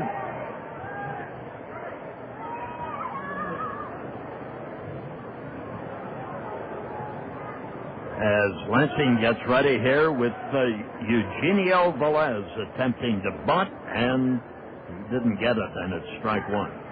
Yellen that delivers a breaking ball that is fouled off to the right. Toussaint, a lot of us up here thought that that ball might carry, but the wind, the way it was blowing from right center to left center, just held it up. And he needed help. The ball wasn't hit that well. But had there been a little wind that way, it would have carried out. There's a ball that's low. 1 ball and 2 strikes to Vélez. Swing and a fly ball to left field. Toussaint back a little bit, makes the catch, and Vélez flies to left. 350 hitter is a rather easy out. Jelena, as we indicated, we talked about base on balls. He's given up only 1, but he has been thrashed for 8 hits. There's a strike over the outside corner. So let's see if this game goes into the middle innings, if he can pitch a bit longer. Swing and a humpback liner to the third baseman. Sandoval throws to Collins. 2 gone. A little quickie that time. That brings up Curtis Thigpen, the DH. Singled and doubled, hitting .286. John, I'm interested in one thing. You spend a lot of money on disposable cameras. What are you... You have the best show on radio. Well, I'll tell you what I'm up to, Nobody Bob. can see it. We, as you know, we work 7 months besides during the baseball season promoting and selling, and there are a surprising number of people who have not seen the ballpark yet. And some of them are ad agencies around the country. Others are down in Iowa City. Some are right here in Cedar Rapids. And the best way to show them how beautiful this stadium is and what it can do for them is pictures. There's a strike over the outside corner, and the count moves along to Curtis Thigpen at a ball and 2 strikes. Now there's Julia, with her great technology background, is going to help me take the pictures. And they pitch outside for a ball. She's going to help me implement something called a PowerPoint so that I can carry a laptop computer into a prospective client's office and show the pictures on the computer. Here's the pitch. Curve blowing in the dirt. We go 3-2. I have a set of panoramic pictures that I thought were going to be put in our Kernels suite that I loaned out to Jessica Ferguson, but if Jesse decides not to use them, I'll bring them in and decorate the press area with them, Bob. I love taking pictures. It's a hobby for me, but in the case of the ballpark, I love taking pictures so that I can show to people who still, through no fault of their own, after 3.5 years of the new stadium, they haven't seen how lovely a setting it really is. After a foul ball, 3-2 pitch. This is beaten to the shortstop. Here's the throw. He is out. Rodriguez to Collins, and that retires the Lugnuts in the top half of the fourth inning. But nothing across. You're listening to Colonel Baseball in the Zone. The ESPY Awards. No other award show brings together all sports, recognizing major achievements, reliving unforgettable moments, and saluting the leading performers. Great performances will be celebrated. From horse racing to tennis to basketball, if it excites you, the sports fan, it's on the ESPY Awards. And for the second year in a row, it'll be you, the sports fan, who will determine the winners in all categories. Don't miss it. The 13th Annual ESPYs, Sunday, July 17th, 9 to 11 Eastern, on ESPN. The ESPY Awards proudly brought to you by Miller Lite. Great taste, less filling. July 4th, a time to enjoy our freedom with festivities, family, and friends. At Chad Johnson State Farm Insurance, we'd like to recognize all those who made it possible to keep this freedom we cherish.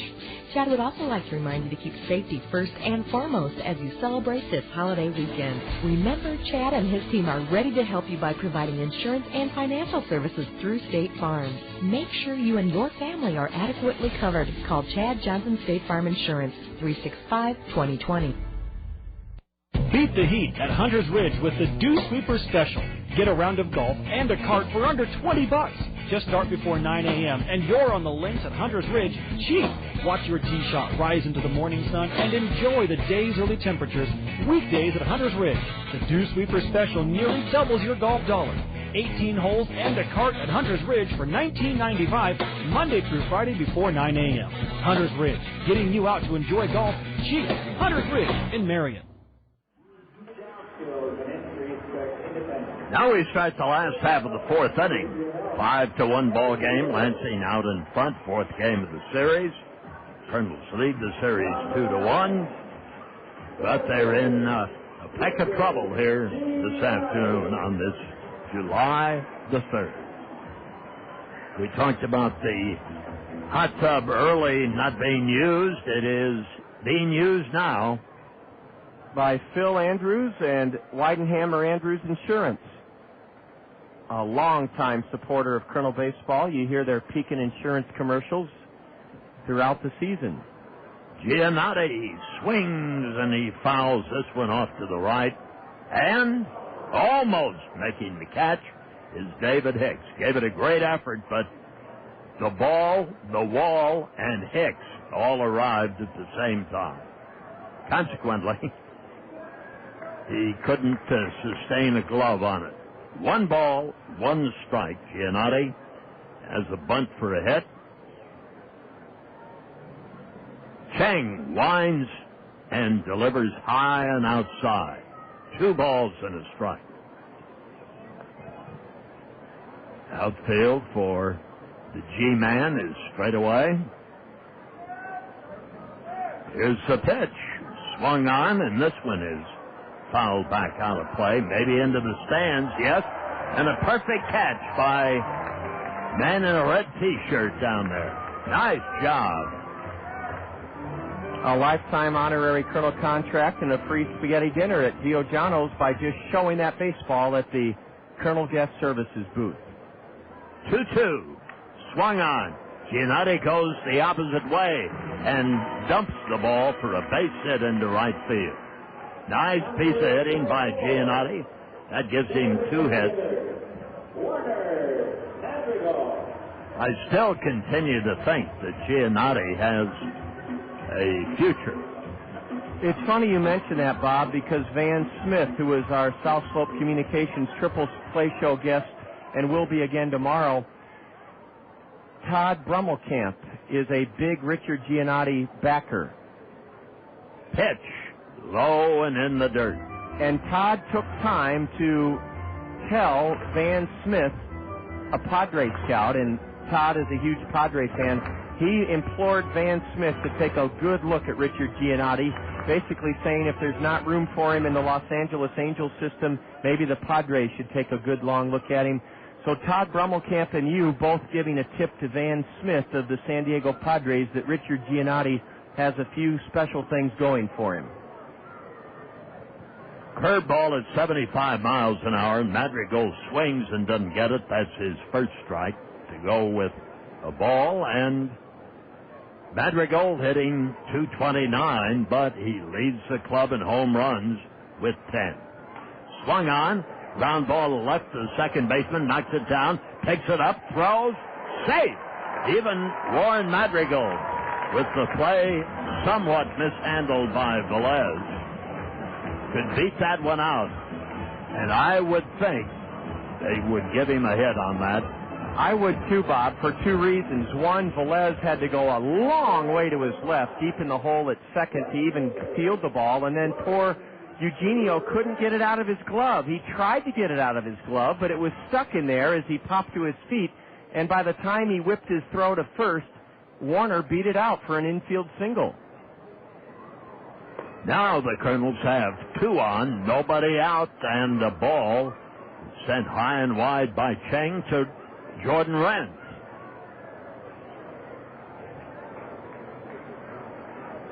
Two on, nobody out. Kernels trail by 4. Here's the pitch. Low and inside. It makes it as Renz steps out. 2 balls and no strikes. Bobby Magallanes coaching down at third. Again, the runners move. Here's the pitch. Low and in the dirt. And for the moment, Hung-Chi Cheng is changing out. He's rubbing up that baseball. I was interested in noting Julia's observation that he does use a bright-colored glove, almost orange. And that must be made in Taiwan. We joke about in the United States, oh, it was made in Taiwan. Well, maybe his glove was made in Taiwan.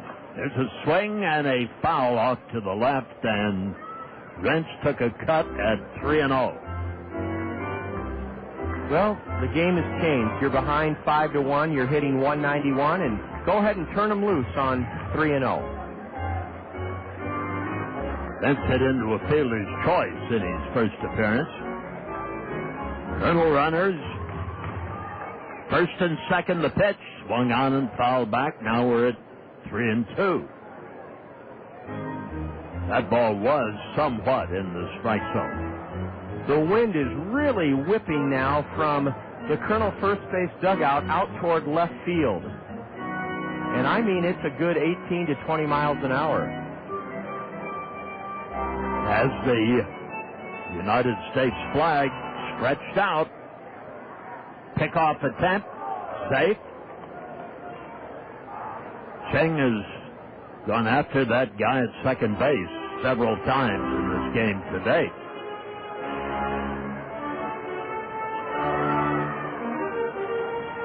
Snavely in left field, Rodriguez in center, Nielsen in right, and they are plenty deep. Stretch. The pitch. Too low, ball 4. Cheng wanted it, didn't get it. And the bases are jammed. And here comes the interpreter. With Kernels, with nobody out, Tom Bradley, who pitched with the Angels, the White Sox, and Giants in his career, out with that interpreter. And our Did You Know question this afternoon. Did you know that the Toronto Blue Jays hit a record 10 home runs in one game? It was not in Sky Dome. It was in 1987 against Baltimore in old Exhibition Stadium, which has now been demolished. But I bring that up, Bob, because you mentioned the other day the Texas Rangers, for the second time this season, belted 8 home runs in a game. The all-time record held by Toronto at Exhibition Stadium, September 14th, 1987. They socked 10 home runs in one game against the Baltimore Orioles. Well, as the pitcher's starting to warm up, the interpreter has delivered some magic words in Taiwanese, Chinese, and Japanese, and now we're ready for the pitcher. Cheng delivers inside. The ball gets away from the catcher, but he recovers in time. The Giannotti at third didn't know whether to jump and run or hold his base, and Bobby Mag said, hey, we're not taking a gamble here. Right-hander warming up in the bullpen for the Lugnuts of Lansing. Ho Sung Cheng, a fellow Taiwanese. Well, if you have one, you better have two. Here's the pitch. Swung on. Change up. And Tommy Duenas tried to time it, and he swung too quick. That's Chen's best pitch, his money pitch, that let-up. Tying run is in the personage of Duenas at the plate. Swing on another changeup. 76 miles an hour. Oh, that ball looks juicy coming up there. Here it comes. I'm going to hit it. Oh, no, you're not.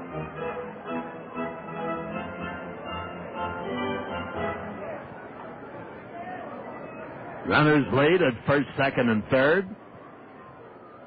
There's a swing and a double play ground ball to the shortstop. Over to second, out. Relay to first, out. And the Kernels score a run and put Madrigal at third.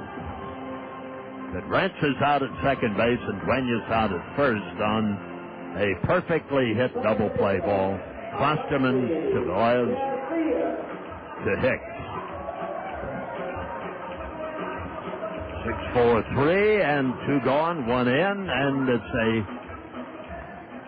5-2 Lansing lead. Now stepping up will be Alexi Casilla.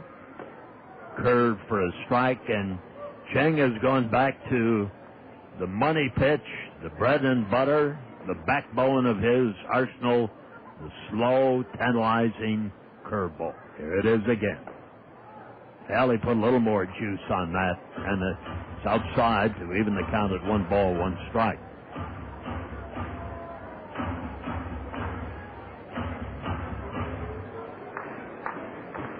Pitch.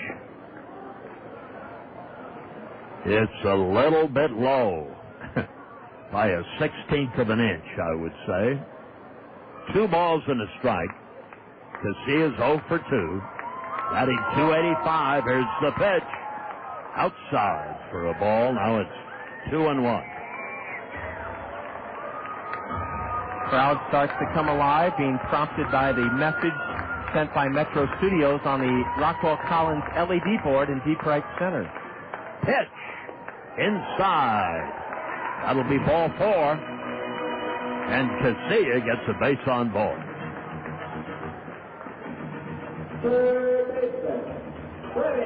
Runners now at first and third.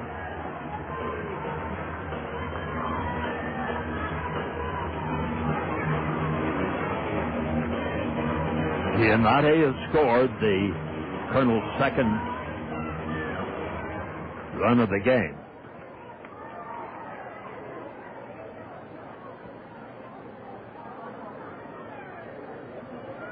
Cheng working very, very cautiously here.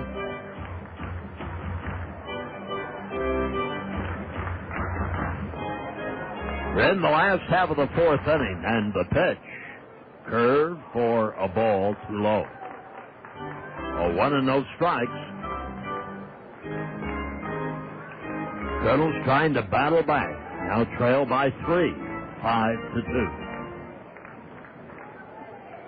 Cheng checks the runners. The curveball is hit into right field. Timed perfectly by Freddy Sandoval. 1 run is scoring. Rounding third, Casilla. He's held up. And in there is Freddy Sandoval with his 3rd hit of the game. Single, double, single. Nice piece of hitting by Freddy. Exactly, Bob. I was going to say, if you want to have success against a guy with those tantalizing slow pitches like Cheng has, you do exactly what Freddy Sandoval just did. He's 3 for 3, and he makes it a 2-run game. He didn't try to pull the ball. No, and he didn't overswing. He just met it and drove it into shallow right field. Now the batter is Rodriguez. Here's the pitch.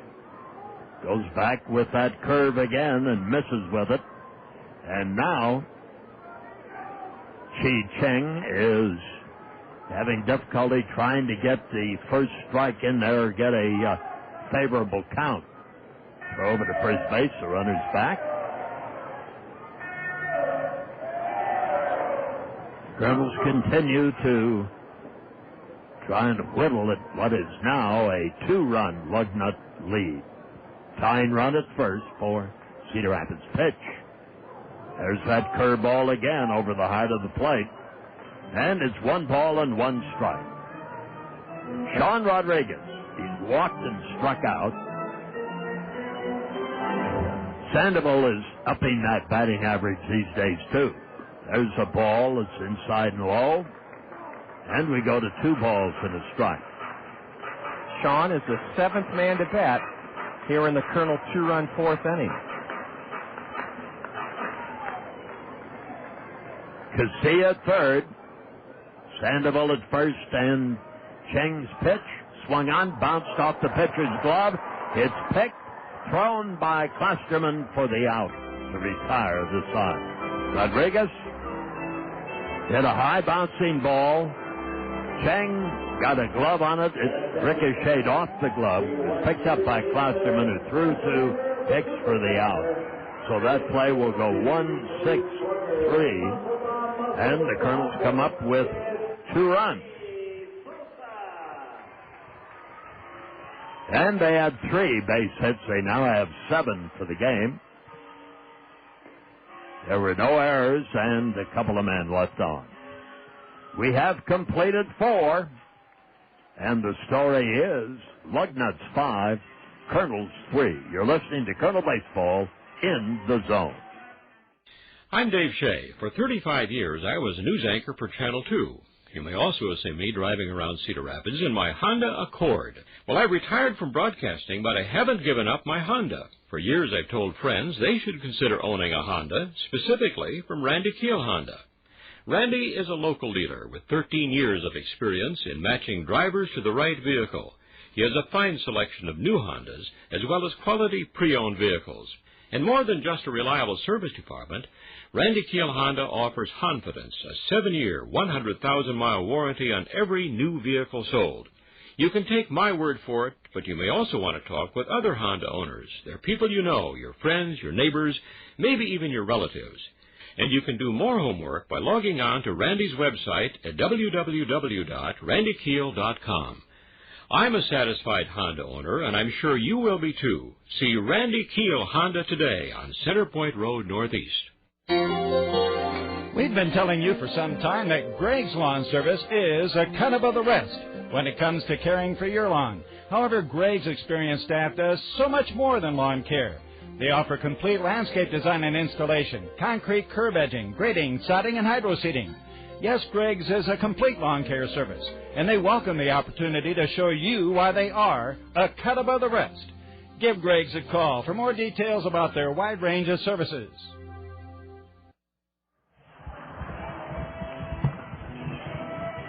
Back at the ballpark, Julia was wondering what Clammy Sosa would be dressed like, whether it would be Baltimore or the Cubs. And when Clammy was with the Cubs, he was very fat. Nowadays, he's quite skinny. I'm surprised he's skinny now, Bob, because he just devoured a Colonel Bat Boy and then kind of upchucked him. What an act by Clammy Sosa of the Superstars. It all started when the Bat Boy was tantalizing Clammy about a baseball. Clammy wanted to eat the baseball, but instead he decided to take a chunk out of the Bat Boy or Ball Boy, and the poor guy came out of Clammy's esophagus with just his shirt and shorts and socks on. Well, he's part of the show. Well, I'll tell you what, I don't know if the kids down there realize it yet. They are mesmerized by Clammy Sosa. So are Cub fans. There's a strike, it's called, to Eric Nielsen. Lugnuts lead now by 2. They have led 4-0. And it's still early in the game. The pitch by Jelena. Ground ball to the shortstop, fumbles it. and so does the third baseman, Sandoval. And Sandoval had the first fumble of it. So we'll see what the scores decide on that one. That's a tough one because Freddie had to go a long way to his left. It skipped off the heel of his glove, and I can live with an error on that one. Freddie could have made the play. Yes, he could have. And Rodriguez at short had another second opinion on it, but he couldn't corral it either. There's a swing and a high drive deep into right center field. Giannotti on the motor. Over the shoulder catch by Giannotti. And he went into overdrive to take care of that. Nice play. Well, remember, it's Todd Brummelkamp and Bob who said they see things in Richard Giannotti that may make him a prospect. And one of the tools he has is that ability to run down balls deep in the gap, and he just took an extra base hit away from David Hicks. That ball was really hit hard, really hit high and deep into right center. On Snavely's triple back in the third inning, Giannotti made an excellent effort at the ball. First pitch is outside for ball one to our friend Christian Snavely. Here's the pitch. Swung on and hit hard and foul down in the bullpen in right field. And the reason Bob uses that term, our friend, is Snavely has annihilated Colonel pitching to the tune of 8 hits in this series. 8 hits.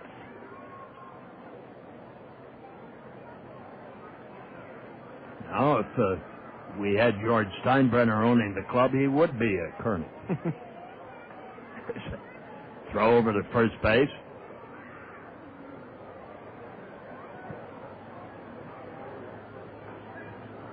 Runner is back in time, and we get ready for the at-bat for Snavely. Pitch out, throw to first, and safe at first. Duenas through to Collins.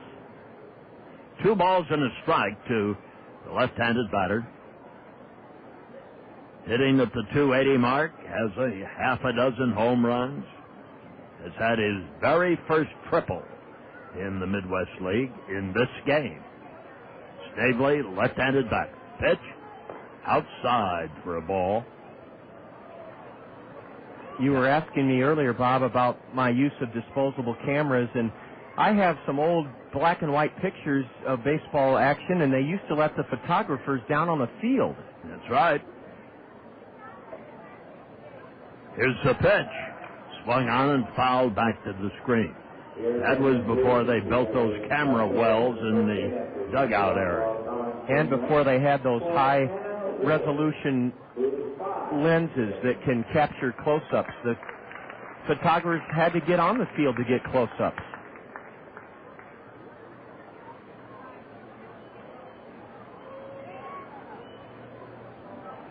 Ball 3, strike 2 to Snavely. Nielsen leads at first. 1 out. There he goes. There's a swing and a miss. Duenas' throw gets him at second base. It's strike him out, throw him out here in the top half of the 5th inning. Snavely strikes out, and out stealing is Nielsen. Tommy Duenas threw him out. Excellent throw. I caught the second baseman, Casilla, taking the throw there, John. I'm trying to figure that out, too, Bob. With the left-handed batter, I will have to ask our official score, but it was a terrific double play turned by the Kernels to give us another boost of momentum. We're still hanging in there right in this game. And it is 5, Lansing 3, Cedar Rapids. We played 4.5. That's the story today. You're listening to Colonel Baseball in the Zone. The Cedar Rapids Kernels want to give your child a chance to hit a home run. By picking up a free reading scorecard at the Kernel Stadium gift shop, kids can keep track of their minutes and earn great rewards. Along with Toyota Financial Services and the Gazette, the Kernels encourage you to open the world to your children by reading with them. If your kids hit a home run this summer by reading 1,000 minutes, The Kernels will recognize their accomplishments on the field at Reader Recognition Day in August. It's all over. You ate, you voted, and now a champion has been crowned. The winner of the Zone Bar and Grill Tour is Chuck and Dale's Bar and Grill. 2 Bricks Bar and Grill, Cabo Sports Bar and Grill, the Cedar Brewing Company, Chappie's Safari Lounge, the Chrome Horse Slophouse and Saloon, CJ's Sports Bar and Grill, Cocktails and Company, Moose McDuffie's, 3rd on 1st Sports Bar and Grill, Tornado's Grub and Pub, and the 33rd Avenue Sports Bar and Grill and Sauces Clarion Hotel. We offer a conciliatory round of applause. With spatulas raised high, we salute you, Chuck and Dale. And lucky luncher Steve Mesher is the winner of the trip to Vegas. Congratulations to Steve and to Chuck and Dale's, and thanks to everyone who soiled a fork or sold a side of fries in this year's competition. The 2005 Bar and Grill Tour, proudly sponsored by your Coca-Cola Bottling Company, The Guide, and the best damn sports station anywhere, The Zone, ESPN Radio, 1600 AM. And on the throw-out, Tommy Duenas, the shortstop Rodriguez made the tag, so make it 2-6 on the twin, or on the, well, that's what it was, the twin killing, as a matter of fact. Now Michael Collins, who swings and drives this ball deep for extra bases into left center field. The ball bounces up against the wall. Center fielder Rodriguez picks it up, and Michael is in at second base with a solid double into left center field, and that gives him his 11th two-base hit of the season. He continues to be the most dependable, the Colonel batters. And, Bob, I don't have time to read the Gazette nearly as often as I'd like or should, but I understand Jeff Johnson did a terrific profile. Yes, it was a very, very nice story today. Well, the hits are even now at 8 apiece. Here's the pitch. Low and inside. There isn't any doubt that Michael Collins will turn some heads this year. Whether it be with the Angels or somebody else.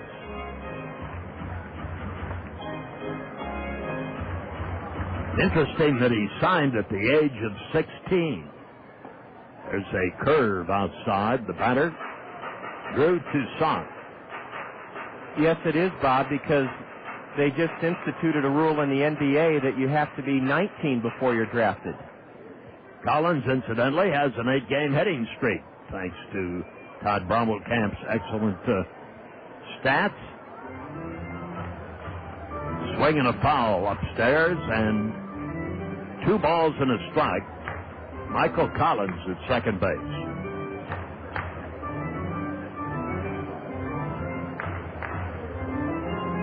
We'll be freshening up the State Farm Major League scoreboard. Throw to second. He is out.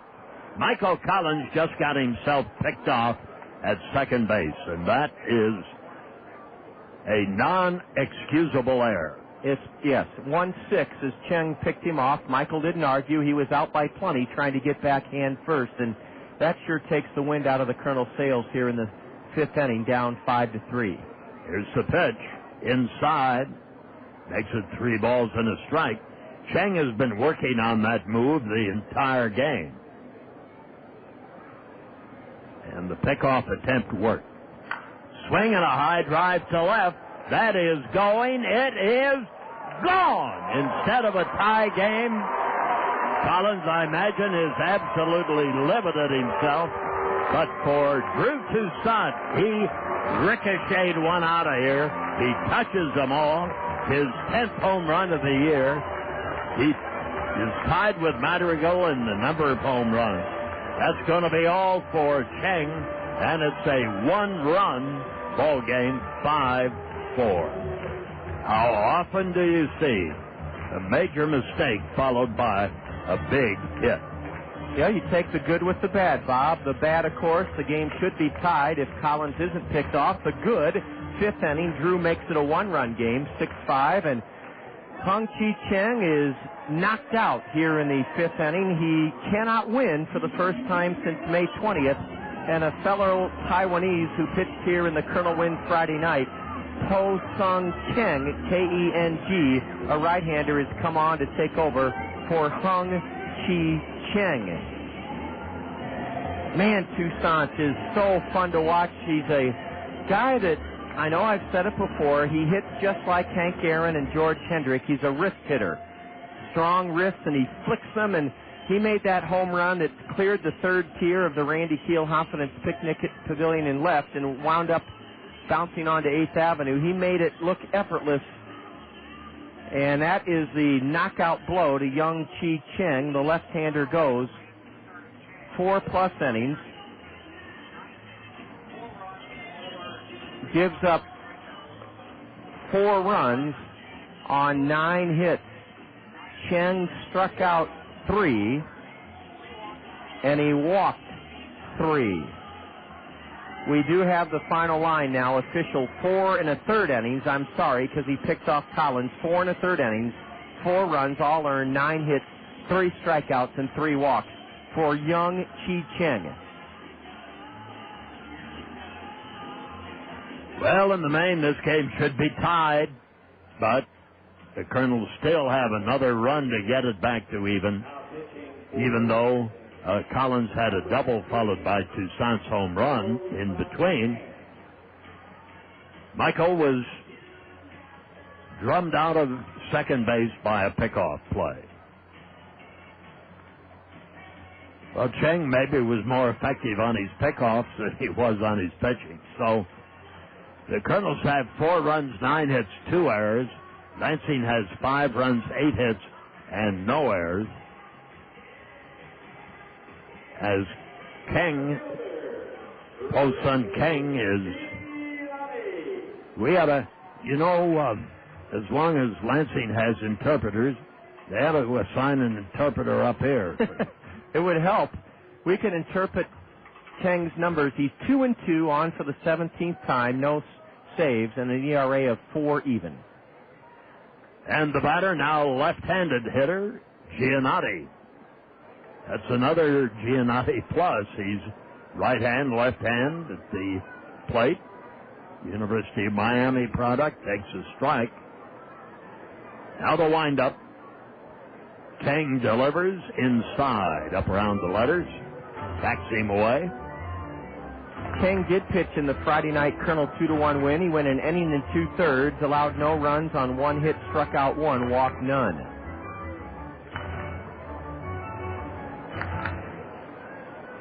One ball, 1 strike, 1 out, and 1 in. Here's the pitch. Outside for a ball. That is 81-mile-an-hour slider. 2 balls and a strike.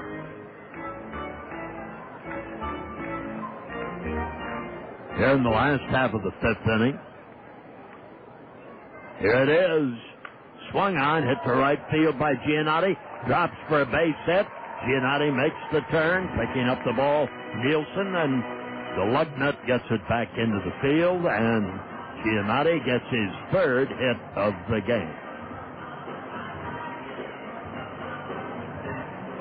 Well, Giannotti took that off-speed pitch, and then he was able to pull it. Now he wants to earn that center field job back. Josh LeBlanc has been getting the majority of the time in the second half, and Richard, as Bob noted, is 3 for 3. Warner Madrigal. Here's the pitch. High and wide, and Warner now has seen Drew Toussaint time for the Kernels' home run lead. 10 apiece.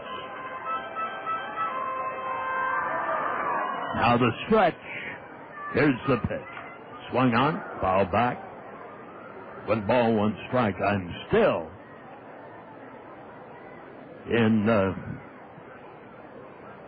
shock over Brandon Wood out at Rancho with 27 home runs. That is an unbelievable total, no matter whether they're hitting off a mountaintop or not. There's a throw over to first base.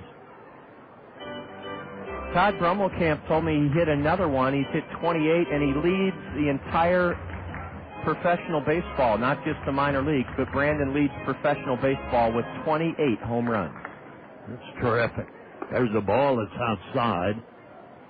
A pitch out. In fact, when I got home last night, I thought, did I give that right on 27? I thought to myself, that can't be. And I made a note when I got out here to the ballpark today to double-check that. I couldn't believe it either, Bob. There's a swing and a high drive to right. This ball will not get out of here. It is caught in deep right field by Eric Nielsen. Madrigal got good wood on the ball, but the wind is not favorable to a hit to right field. Wood, I think, hit 14 here last year. He really tailed off the last 6 weeks of the season. He was just bone tired. The kid was only 19 years old, playing in his first long 140-game season. He ran out of gas, strength. But go ahead, Bob. No, that brings up Jordan Wrench. Let's see if Giannotti goes here. Stretch. Faked it. There's a drive to right field again. Nielsen didn't have to move to catch that one, and that retires the Kernels. But again, the Kernels come up with one run. They had 3 hits in the inning, no errors, and 1 man left on. So we have completed 5, and it's Lugnuts 5, Cedar Rapids 4. You're listening to Kernel Baseball in the Zone. There's a reason Dick Ramsey is the #1 home seller for the #1 real estate company, Skogman Realty. It's because Dick Ramsey works harder for you than anyone to make selling your home easy for you. Take Dick's one-of-a-kind home trade program. Buy one of Dick Ramsey's homes and Dick will buy yours. Dick Ramsey provides 2 other unparalleled services: a free 1-hour telephone loan approval and a free 1-hour telephone appraisal on your property. Dick Ramsey of Skogman Realty, the #1 home seller for the #1 real estate company. Oh, honey, look at that necklace in the window. I could buy that. You're going to buy that necklace? No, but I could buy it. See, I just checked my credit score with ScoreWatch from Equifax, and it's all good. Oh, that's great. Yeah. Wow, look at that ring. Yeah, I could buy that. I could buy that bracelet, too. Yeah, ScoreWatch monitors my credit score and shows me the interest rates I'm likely to get, so I know when it's a good time to make a purchase. Oh, look at that car. I could so buy that car. Honey, I'm happy that ScoreWatch. Yeah, that ScoreWatch tracks your credit score and shows you interest rates and stuff. But the whole I could buy that thing is getting a little old. Okay, I was just saying, but okay. Oh, look at that sexy dress. Oh, I could definitely buy that. Stop it. Ow, well, I could. ScoreWatch from Equifax, the company that helps you manage your credit, protect your identity, and prepare for a major purchase. Call 1-800-4-EQUIFAX or go to Equifax.com.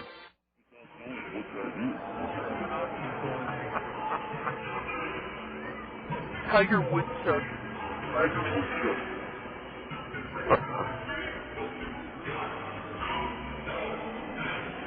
We're ready now for the first half of the 6th inning in a 5-4 game.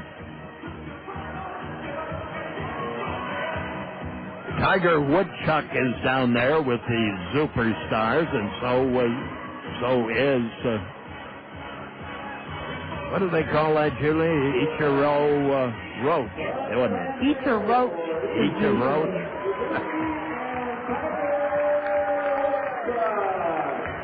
That's nice for the kids. They enjoy that.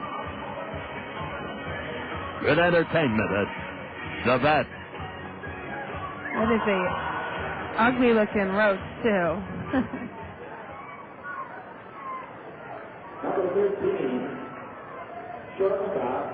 Ryan Klosterman, who has had 2 singles in this game, becomes the first hitter. Carl Jelena is still on the mound, but there is a pitcher warming up in the bullpen, and this pitch is a curveball strike over the outside. Hit the corner. So the count is strike 1. Here in the top of the 6th inning, there's a ball that is low, and the count goes even at 1 ball and 1 strike. Right-hand pitcher Francisco Cordova in the bullpen. Now the pitch. Swung on, hit to the third baseman. Sandoval gets down on the ball, gloves it, and throws him out at first. Klosterman rounds out Sandoval to Collins. 1 gone, and Corrente Popped up and is flied out to right, so he's nothing out of 2 and is batting below 200. So the Kernels have themselves a shot here in the late innings, and Jelena has settled in there. He gave up 5 hits in the first inning, 1 in the second, 2 in the third, hadn't given up a hit since that time. The pitch swung on and fouled back to even that count after taking a ball, 1 ball, 1 strike. This is the time at the old ballpark when we bring you the Springhouse trivia question. There's a swing and a foul. Right back of home plate again. Ball 1 and strike 2. And it's time to remind you that yet today at the Springhouse you can savor one of those Sunday home-cooked meals. Ground ball to the shortstop, Rodriguez, the throw. That gets him good time. Correnti, no problem to get to first base. Rodriguez to Collins for out number 2, and that brings up Huber Rodriguez, who has had a double, and last night had the paper-thin 3-run homer. For instance, the fall-off-the-bone real turkey, roast beef, pork loin, all 3 Sunday home-cooked meals at the Springhouse, sage dressing, choice of potatoes, fresh baked bread, and dessert, all for just $7.25. Here's the pitch.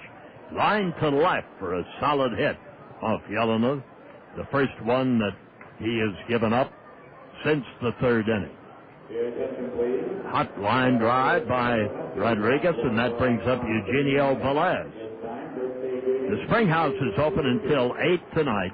Home-cooked meals with all the fixings, $7.25 at the Springhouse. Now, Julia, we're clear for the question. Here's the pitch.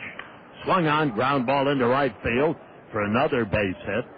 So the number 8, number 9 hitters come through with back-to-back singles, runners at first and second, and that brings up Jason Armstrong. Here comes Kernan Ronan, the pitching coach. This will be the 3rd time in the game he's visited the mound with Carl Yellen. All right, our Springhouse trivia question is, Richie Ashburn was the leadoff man and Roger Craig the opening day starting pitcher for the first game in the history of this 1962 expansion team. Name of the team. Again, Richie Ashburn was the leadoff man and Roger Craig the opening day starting pitcher for the first game in the history of this 1962 expansion team. Name the team. Our phone number here is 896-7589. Give us a call if you have an answer. You can pick up a gift certificate to the Springhouse. Again, our phone number 896-7589. 896-7589, the phone number. You tell us what Richie Ashburn and Roger Craig were doing with that expansion team in 1962. Runners at first and second, 2 out now with the batter Armstrong. Now, Jelena will have to concentrate on the batter. Here's the pitch. Curve swung on and he popped him up. Gave him a slow curveball. Right fielder Rentz makes the catch, and that retires the side. Another nice job of pitching by Carl Jelena. No runs and 2 hits. There were no errors, and 2 men left on. Lansing still leads in a game that has stretched into the late afternoon after a 21-minute rain delay at the start of the game. Beautiful day out here, and it's a 5-4 game in what has been a very interesting series.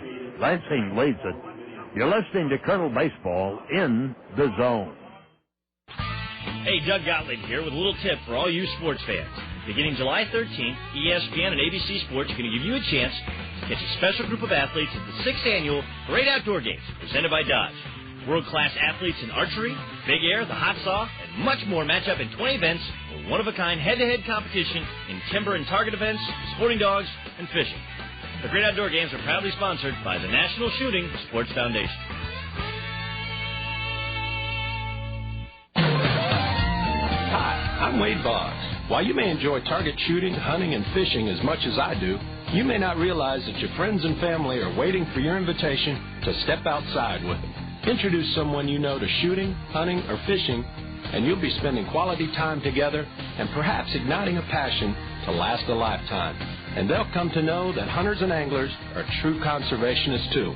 So step outside with friends and family and pull them in for life.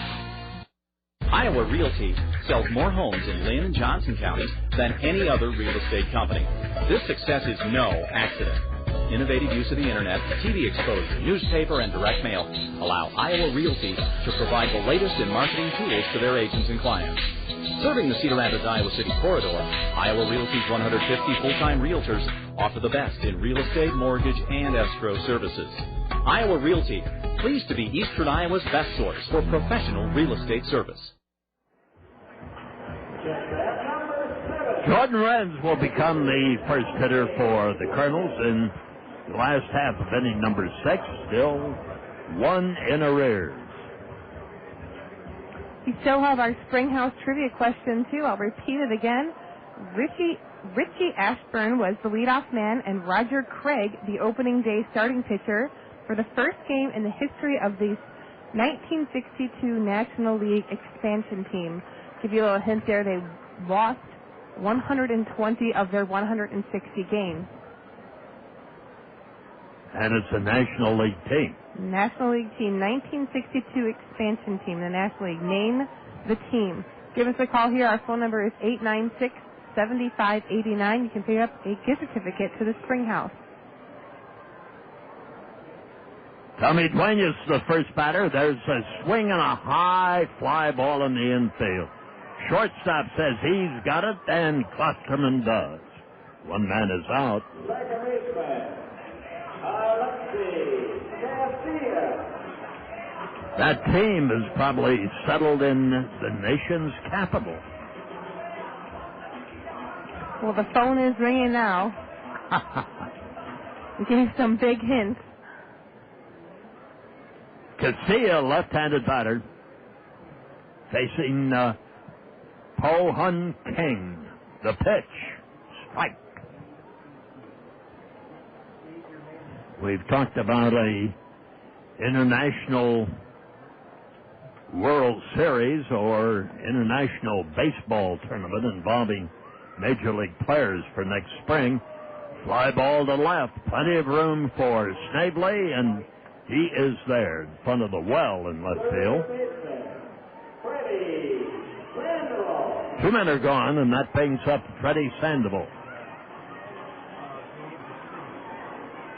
If everything goes as predicted next March, there will be an international tournament that will involve Major League ball players playing for their home countries. The pitch, swung on, hit into left field for a base hit by Freddy Sandoval. He makes the turn, and he's having a game. His 4th base hit. Right-handed pitcher Scott Roy is down getting ready in the bullpen for the Lugnuts. And the tying run at first base. Freddy Sandoval, 3 singles and a double and a stolen base on a beautiful July 3 afternoon.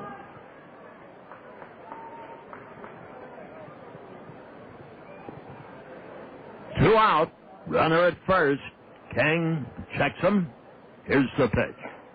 Strike over the outside corner. We have a winner? Yes, congratulations to Dave Hackett of Marion, Iowa. Got his question right. The expansion team in 1962 that had Richie Ashburn as leadoff man and Roger Craig as the starting pitcher was the New York Mets. There's a swing and a miss on a curveball. So if you would have followed my lead on that, you would have been what?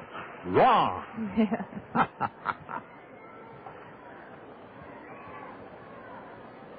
The New York Mets, they lost 120 of their 160 games in 1962. And Casey Stengel, I believe, was the manager. Right, Gus Bell played right field, Bill Hodges on first, Don Zimmer played third base. You must have looked that up. Just all off the top of my head. No, I did look it up. Sandoval at first. Here's the pitch. Low and outside. 1 ball, 2 strikes. Runner at first, and Freddy has swiped a base, but he's not going here. Kane checks him. There's another ball low and in the dirt, blocking the plate is Carenti. He smothered that ball, moving off to his right. Both bullpens active. And it's Sean Rodriguez standing back in there.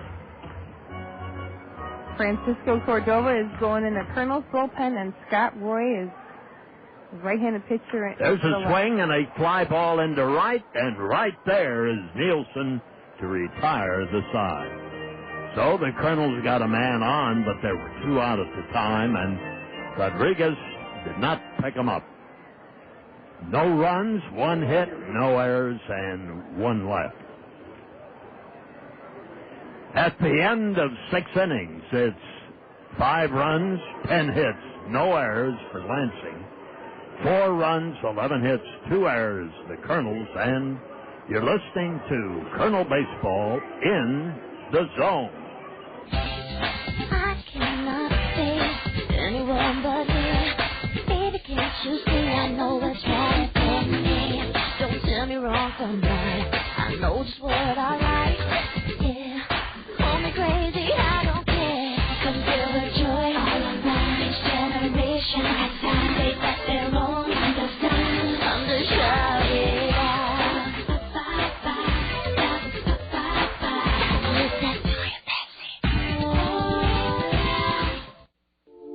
Knowing who you are is important. At Kirkwood Community College, we know who we are. We are accessibility. We are quality. We are opportunity. We are community. Who are you? We can help you learn. Kirkwood.edu.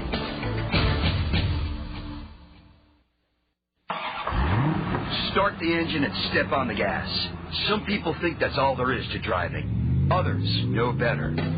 They know heat and traffic stress every part of your engine. These people know today's complex engines work harder and run hotter, so they need serious protection. These people use Castrol GTX motor oil.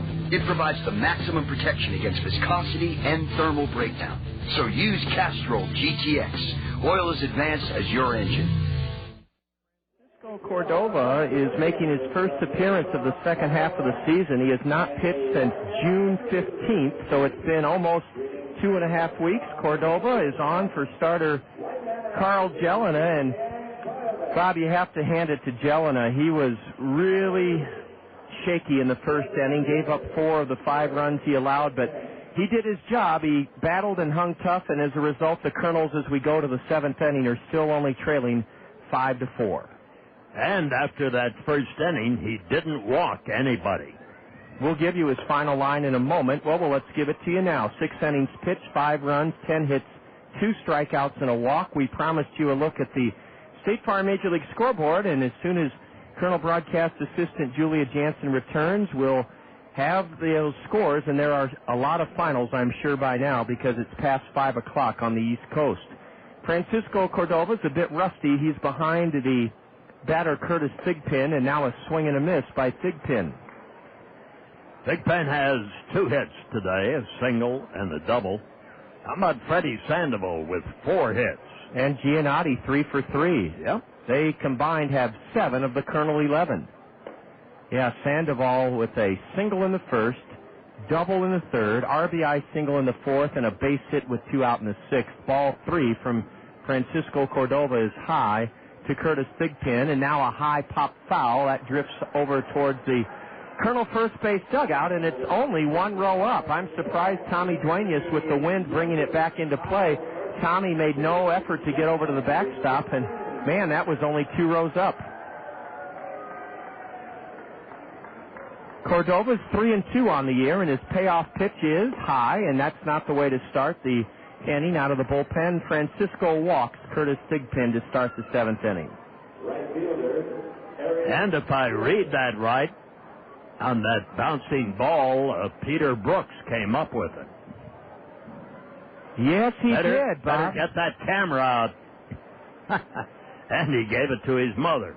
Yes, and I implore our ushers to help out. We want to make sure everybody knows they get a lifetime honorary Colonel contract and the free spaghetti dinner to Zio Giano's by just showing that foul ball at the guest services booth. It's that simple. Eric Nielsen takes high, and Tommy Duenas is out to the hill to try to settle down Francisco Cordova.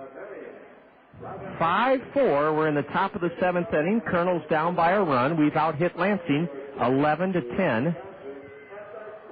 It's a gorgeous Sunday afternoon for baseball as we're trying to rally down by a run here in the top of the 7th. The Lugnuts have their leadoff man aboard. A leadoff walk issued by Cordova to Curtis Thigpen. Francisco throws to first. The runner back. Francisco Cordova, 3-2 record, 3-2 record. He's out of the Colonel bullpen for the 17th time, a 3.12 ERA for the 21-year-old right-hander from Mexico. And he pumps in a strike on the outside corner. Eric Nielsen is the batter. He's a .244 hitter on the year with 6 homers, 32 runs driven in, a right-handed batter.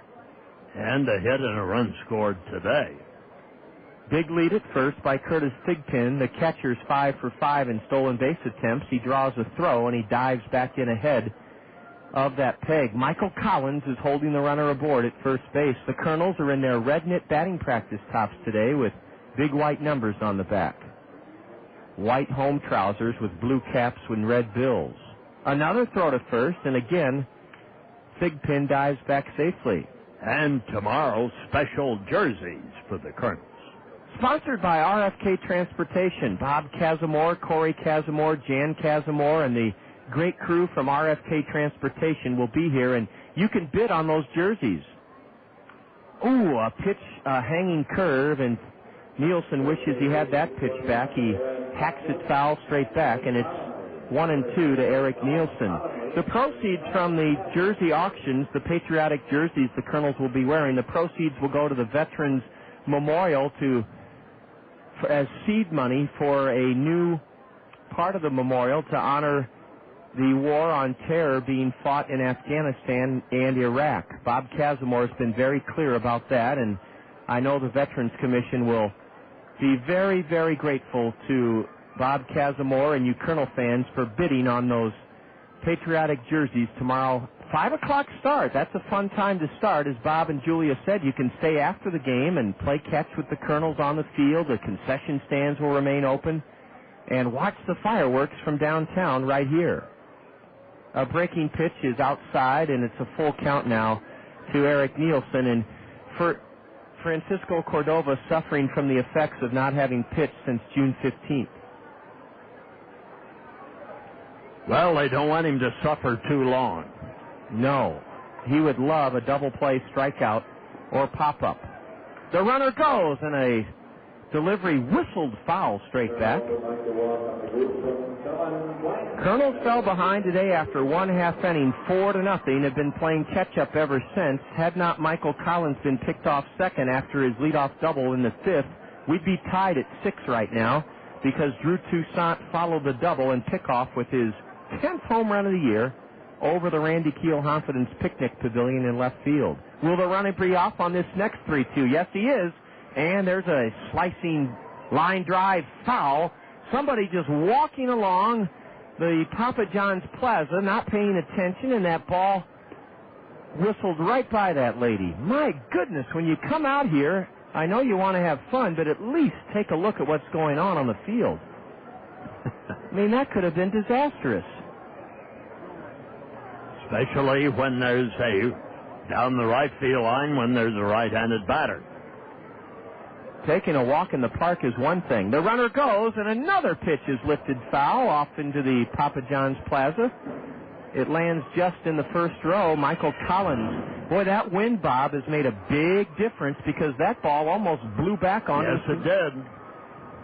Our State Farm insurance agents, Gary Schubat, Lanny Peterson, Dale Thompson, and Al Shetler are stepping to the plate here in the Lansing 7th inning, and we'll take a look for the first time since the beginning of the ball game at the State Farm Major League scoreboard. I'm sure we have at least 4 or 5 finals. Oh, yes, at least.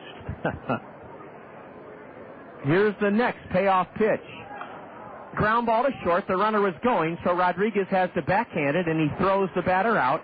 Curtis Thigpen was running, and he's at second, but credit Francisco Cordova. He got the 4th full count delivery over and got Eric Nielsen to ground to short for the first out of the inning. Who would have thought at the start of the year that a guy by the name of Wang would be the backbone of the New York Yankees pitching staff? But that is the story. Today, with Mariano Rivera as the saver, it was 1-0, the Yankees beating Detroit. Uh-oh, a high drive to right, and Renz is underneath it, and Jordan has it. And the reason, Bob, I said uh-oh is the cleanup batter, David Hicks, hit it, and it sounded great off the bat. A high, towering drive to right. It wound up being caught by Renz in very medium right field, but it scared me off the bat. I noted that. Whew. 2 out, and we'll continue with the finals on the State Farm Major League scoreboard. Toronto comes back to beat Boston by the score of 5-2. Minnesota Twins over Tampa Bay 3-2 after getting behind 2-0. The Florida Marlins getting things right today, shutting out the New York Mets 3-0 on a 3-hitter by who else but Dontrell Willis, who could very well be one of the starters in the All-Star game. Kane County Cougar 3 years ago in this league. Ball one in the dirt to Christian Snavely. Houston has shut out Cincinnati by the score of 9-0, getting 4 in the 7th inning. And Pittsburgh, that game is in progress last half of the 9th inning. Pirates 11 and Milwaukee 8. The next pitch is a fastball from Cordova to left-handed hitting Christian Snavely upstairs, ball 2. Runner at second, 2 gone. Top of the 7th, and it's 5-4 Lugnuts.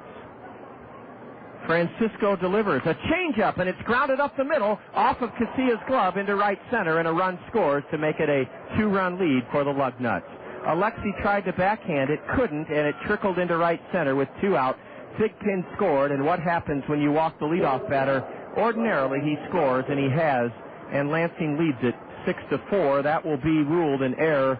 Well, they haven't ruled on it yet. They're still pondering whether to charge Alexi with an error or credit Christian Snavely with his 9th hit of this series.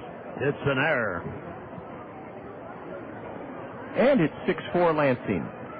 The batter is Ryan Klosterman with Snavely on first. Boy, will the Kernels be a high can of corn into straightaway center. Richard Giannotti is underneath it in front of the track, and he has it to end the inning. A leadoff walk and an error cost the Kernels a run in the 7th inning, and once again it's a 2-run lead. We'll pick up with the State Farm Major League scoreboard when the Kernels come to bat in the bottom of the 7th inning. 1 run for the Lugnuts on no hits. 1 Kernel error, their 3rd of the afternoon, and the Lugnuts leave a runner. They've stranded 6. After 6.5 innings, the Kernels trail the Lugnuts 6-4. This is Kernel Baseball in the Zone. I'm Dave Shea. For 35 years, I was news anchor for Channel 2. Now, with gas prices at $2 a gallon, check out Randy Kill Honda and save with great fuel mileage on all Hondas in stock. The safest family sedan, the Honda Accord, will definitely save the family pocketbook with 34 miles to the gallon. Get even better mileage with a compact Civic, getting you there at 38 miles to the gallon. Or check the amazing fuel mileage of the Honda Civic Hybrid, 48 miles to the gallon, and that's in city driving. Randy Kill Honda has a large selection of pre-owned Hondas, too. all with exceptional fuel mileage. Check them out at www.randykeel.com. Also, Randy Keel offers a 7-year, 100,000-mile confidence guarantee on new vehicles. You can take my word for it, but you may also want to talk with other Honda owners. They're people you know, your friends, your neighbors, maybe even your relatives. I'm saving on gas prices by driving my Honda, and you can too. See Randy Keel Honda on Center Point Road, Northeast. Coffee works when it's important to you. Coffee works, let your work shine through. When you think of copies, think of CopyWorks. High-speed copying, color copies, oversized copies, manuals, booklets, graphic design, posters, banners, and presentations. CopyWorks does it better. When it's important to you, CopyWorks lets your work shine through. When you think of copies, think of CopyWorks.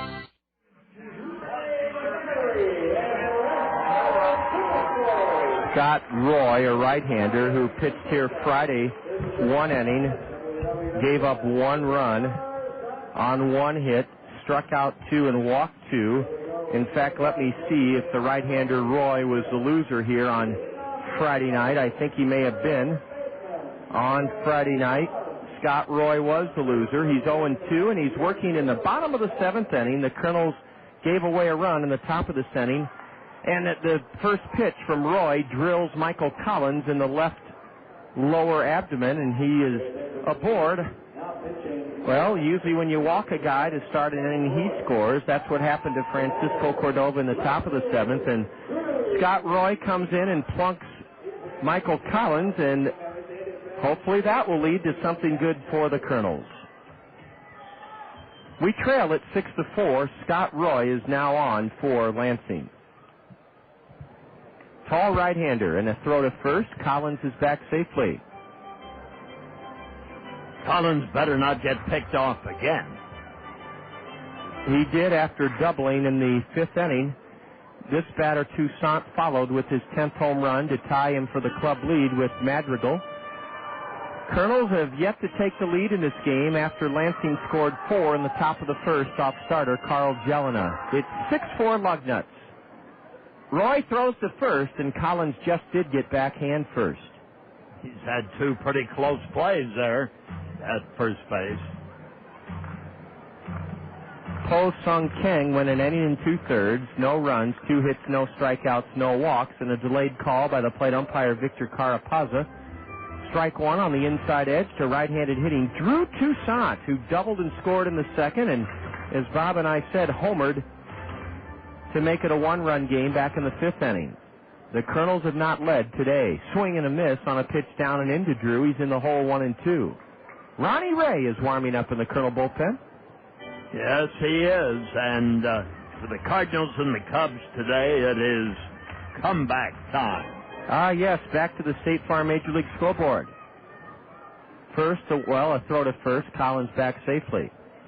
St. Louis has scored a run in the last half of the 9th inning, and they have defeated Colorado 5-4. Toussaint loops one into center, and that'll be easy for Uber Rodriguez, who takes a couple of steps in to one-hand it. Drew has flown to center, 1 away in the Colonel 7th inning. And for the Cubs in Washington, high drama at Wrigley Field because the Nats led 2-0 going into the last half of the 9th inning. And then Ramirez hit a 2-run homer to tie it up. And the game is now in the 11th inning at 2-2. Richard Giannotti smacks the first delivery from Roy straight back. Richard's trying to match the feet of Freddy Sandoval, and that is make it a perfect day, 4 for 4. The Padres lead San Francisco 6-1. We have Atlanta, Philly, and Arizona and the Dodgers later today. And we have the White Sox up 2-0 on Oakland in the last half of the 6th inning. Jermaine Dye and Frank Thomas have hit home runs, and Scott Roy misses low. It's 1-1 to Giannotti. And Burley is the White Sox pitcher of record today against Barry Zito. Texas and Seattle are 1-1. Cleveland 5 runs in the first inning against Baltimore. That's it. And a pitch leaks through the glove of the catcher, David Corrente, and down to second without a play is Michael Collins. We'll have to wait and see if that's ruled a wild pitch or a pass ball, but Collins is at second with only one out. Richard Giannotti is 3 for 3, and he's ahead on the count now, 2 balls, 1 strike. 6-4 Lansing. We're in the bottom of the 7th inning. A good crowd on hand on this beautiful Sunday afternoon. Scott Roy's next pitch is drilled into left center. Way back is Snavely. He can't get it. And rounding third and scoring to make it a 1-run game is Collins. And Giannotti has met Freddy Sandoval's 4-for-4 day with a 4-for-4 day of his very own. An RBI double hammered into the left center field alley by Richard Giannotti. He and Freddy Sandoval now are each 4-for-4. More importantly, the Kernels have pulled to within a run. It's now a 6-5 Lugnut lead. For Richard Giannotti, his 12th double of the year.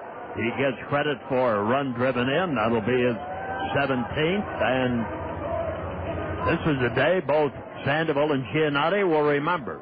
They'll remember it even more if the Kernels can rally and win. They're down by a run. 6-5 Lansing. The Kernels have out-hit the Lugnuts 12-10.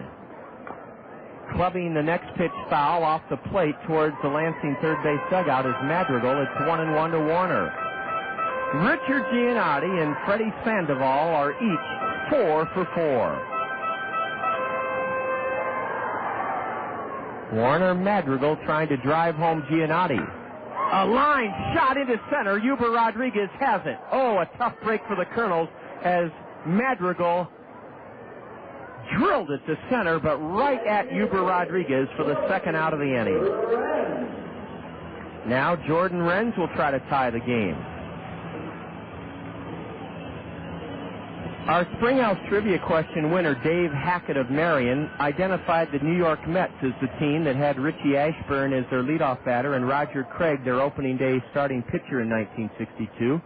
Roger Craig went 10-24 for the Mets in 1962. But don't feel bad for him. He won a quarter of the Met games. Remember, they went 40-120.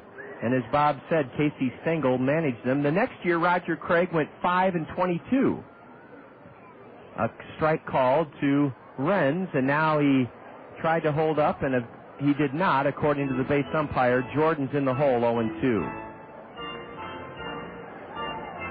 Well, this game has taken on some of the character of last night's game, which Lansing won 6-4, and the Kernels had every opportunity to win it 7-6. Swing and a miss by Jordan on a changeup in the dirt, and that ends the inning. The Kernels had the tying run at second, 1 out, and as Bob was just saying, last night we lost the game because of poor base running, and this afternoon the same scenario through 7 innings. But the Kernels, who trailed 4-0 after 1/2 inning, score a run in the 7th on Richard Giannotti's 4th straight hit of the day. 1 run on 1 hit. There were no Lansing errors. The Kernels leave a runner and have stranded 8 men today. We go to the top of the 8th inning. The Kernels trail Lansing by 1, 6-5. You're listening to Kernel Baseball in the Zone. A new school year means the chase is on. What school will be the best? The Zone, ESPN Radio, 1600 AM, Farm Bureau Financial Services Metro Sports Trophy winner. It's simple. The school that rules brings home the hardware. Your school earns points by being the best in all 19 sports programs.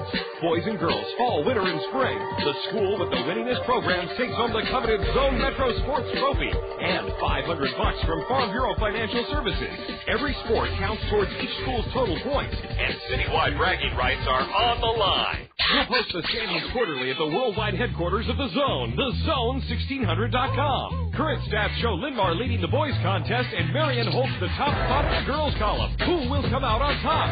Kennedy, Jefferson, Linmar, Marion, Prairie, Washington, or Xavier?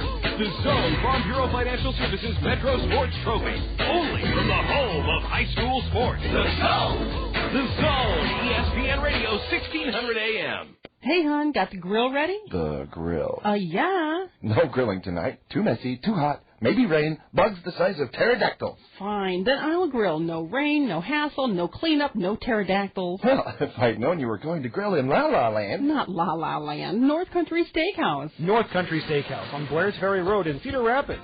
Grill inside and beat the heat, or take it outside for lunch on Tuesdays, Thursdays, and Fridays. North Country Steakhouse, home of the best steaks around. It's a one-run game as Ronnie Ray comes on to pitch the 8th inning. 6-5 Lugnuts. The Kernels have out-hit Lansing 12-10. Out-hit them last night 12-9, but lost 6-4. Francisco Cordova walked the leadoff batter in the 7th. He scored an unearned run. Cordova, one inning pitched, no 1 run, unearned, no hits, no strikeouts, and 1 walk. Ronnie Ray working for the first time since Thursday in Peoria. Or Thursday in this series in a Kernel 7-6 win, and Ronnie pitched 2 scoreless innings in that Kernel come-from-behind win. Swing and a miss by David Corrente, and now he slaps one on the ground to first, and Michael Collins scoops it up and waves Ronnie Ray off, and David Corrente's 0 for 4 as he grounds out to first unassisted to open up the Lansing 8th inning. They lead it 6-5.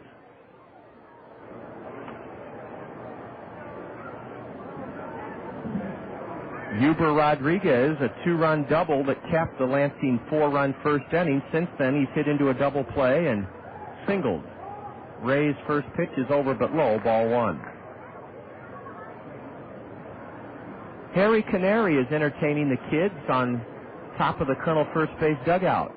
A line drive, and Alexi Casilla gets his pogo stick out to leap up and nab it for the second out of the inning. Huber Rodriguez hit it right on the nose, a tailing liner that Alexi Casilla climbed up to catch for the second out of the inning. Rodriguez and company, he had that ball sinking, and Casilla had it down enough that he could reach up and get it. For Ray, he is 1-1 on the year. And his first pitch is chopped outside of first foul down to the Kernel bullpen. Strike 1 to Eugenio Vélez, the number 9 hitter.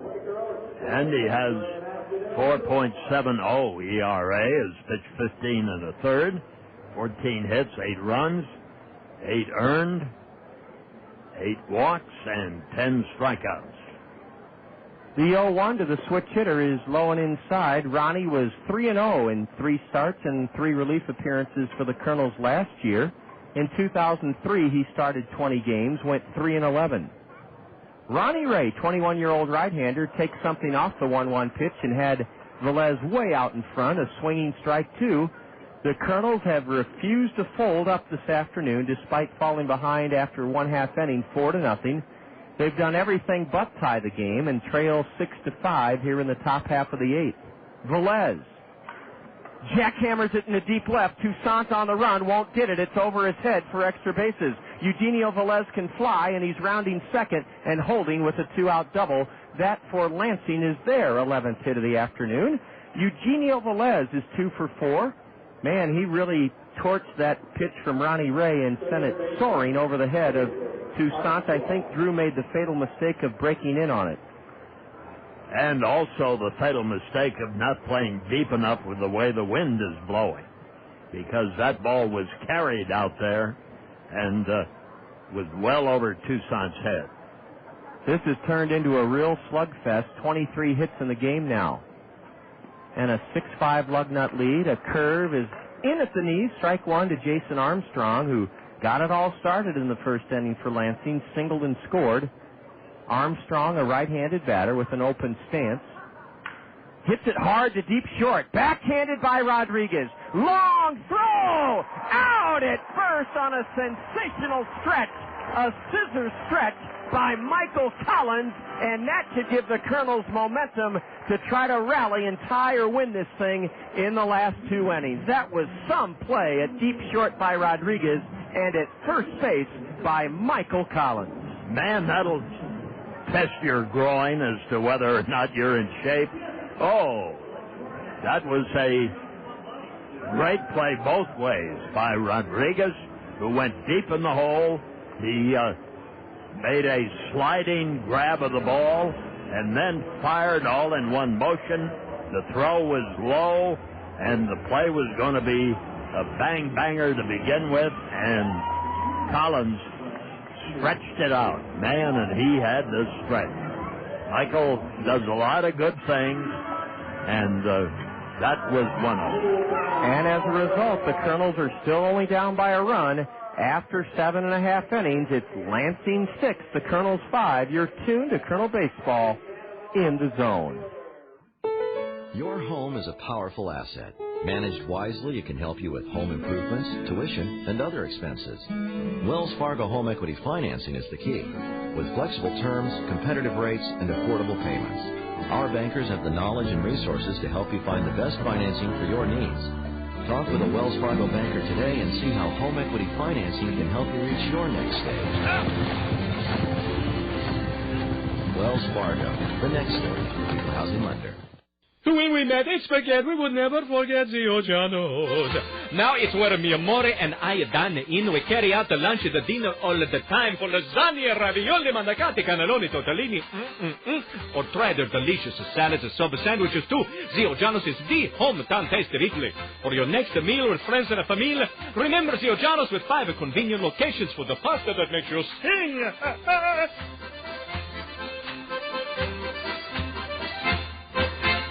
The ESPY Awards. No other award show brings together all sports, recognizing major achievements and reliving unforgettable moments. Great performances will be celebrated. From horse racing to basketball and tennis. If it excites the sports fan, it'll be on the ESPY Awards. And for the second year in a row, it will be you, the sports fan, who determines the winners. Don't miss it. 13th Annual ESPY, Sunday, July 17th, 9 to 11 Eastern, on ESPN. The ESPY Awards are proudly brought to you by Gatorade. Is it in you? Deep but foul onto the Randy Keel Confidence Picnic Pavilion. Tommy needs to straighten that one out. He's in the hole, 1 ball, 2 strikes. Facing Scott Roy, bottom of the 8th inning, 6-5 Lugnuts. Last night you were saying that Duenas hits more foul ball home runs down the left field line than any of the Kernels. He just did it again, didn't he? Roy ahead 1-2. And Tommy dribbles one foul behind home plate to stay alive. What a day for baseball, and it'll be another fantastic afternoon tomorrow as the Kernels welcome in the Fort Wayne Wizards, a 5 o'clock start. Remember, McDonald's will be presenting red, white, and blue baseball bats, regulation Little League size, to the first 1,000 of you girls and boys 12 and under. Come early. The gates open at 4 o'clock, and there are 1,000 McDonald's baseball bats. Tommy Duenas belts it deep, but foul down the left field line. That one is way out of here. Man, oh man! Time and time again, Duenas hits home runs foul by about 10 or 15 feet. Well, that was close. Carapazza, the plate umpire, had to give it a look. So did Bobby Magallanes, coaching at third base. Oh, this has been one of those days you wonder if you're ever going to score the tying run or take the lead.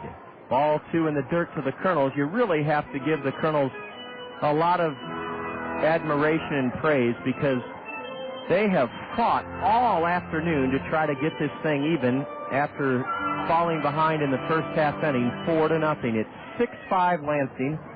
There may be a final from Wrigley Field. We'll find out. Tommy Duenas, a ground ball. Diving effort, but a base hit for Tommy as the third baseman was guarding the line. And Tommy Duenas keeps plugging away, and he singles to the left of Jason Armstrong. An infield single. Armstrong was guarding the line to protect against an extra base hit. Meanwhile, we may have breaking news from Wrigley Field. Well, the Washington Nationals lead 4-3. There are 2 out for the Cubs in the last half of the 11th inning, and the Cubs have runners at first and third with 2 out. It's going down to the wire. There goes Tommy Duenas, a bouncer up the middle. The shortstop misses it. It goes into center field. Duenas will race to third, and the Kernels are in business. First and third, nobody out. A misplay by Ryan Klosterman, Bob. He was too eager to try to start a double play. He forgot to field the ground ball, and instead of a double play, it's first and third, nobody out for the Kernels. here in the bottom of the 8th inning. The Kernels still trail 6-5, but have a great chance now to tie this game or take the lead. Well, there was a little bumping going on out there, too, and in that play, Vélez and Klosterman got very close together, and then here comes the runner, Tommy Duenas, in at him, and it was just with the ball, 2 players, and then the runner, and they were all there at once, and no play was made on the ball. And no error has been charged to Klosterman. It's a base hit for Alexi Casilla. And how about Bobby Magallanes? We scratch our heads sometime about some of the over-aggressive Kernel base running, but he called for a hit and run, knowing he had a magician at the plate, Casilla. Alexi bounced it right up the middle. Klosterman, eager to try to glove it and either tag Duenas or step on the base, missed the ball. And now Freddy Sandoval, who's 4 for 4, could tie this game in the bottom of the 8th inning, facing Scott Roy.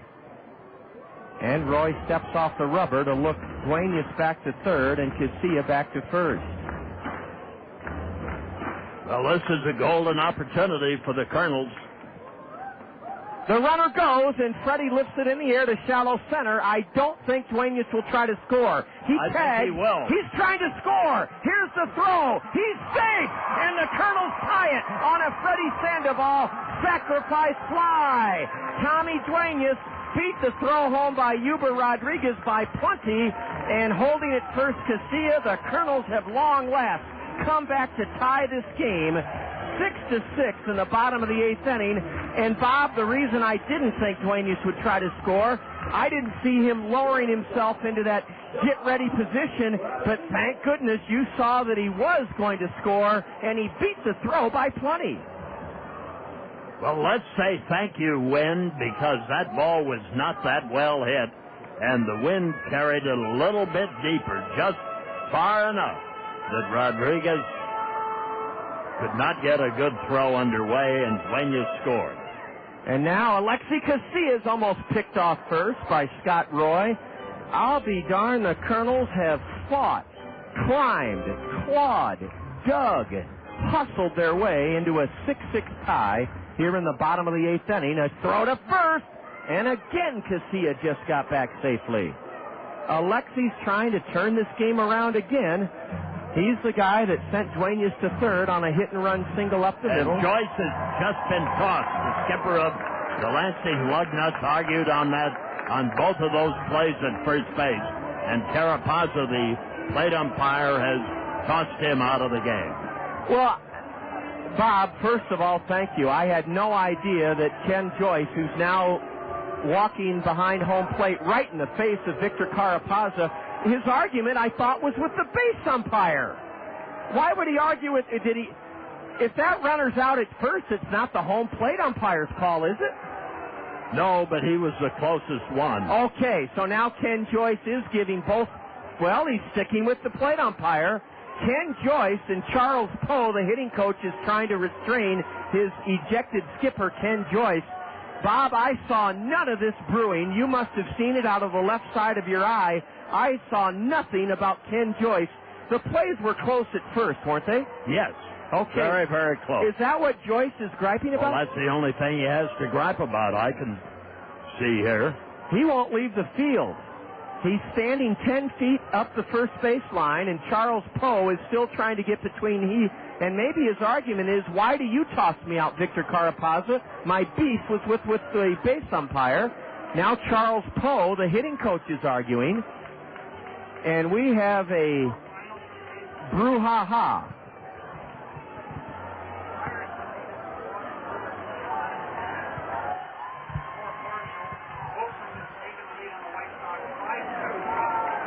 Oakland has taken the lead on the White Sox at 5-2, and the Cubs tied the game in the last half of the 11th with Washington, and Cubs are still batting. All right. So it's 4-4 at Wrigley.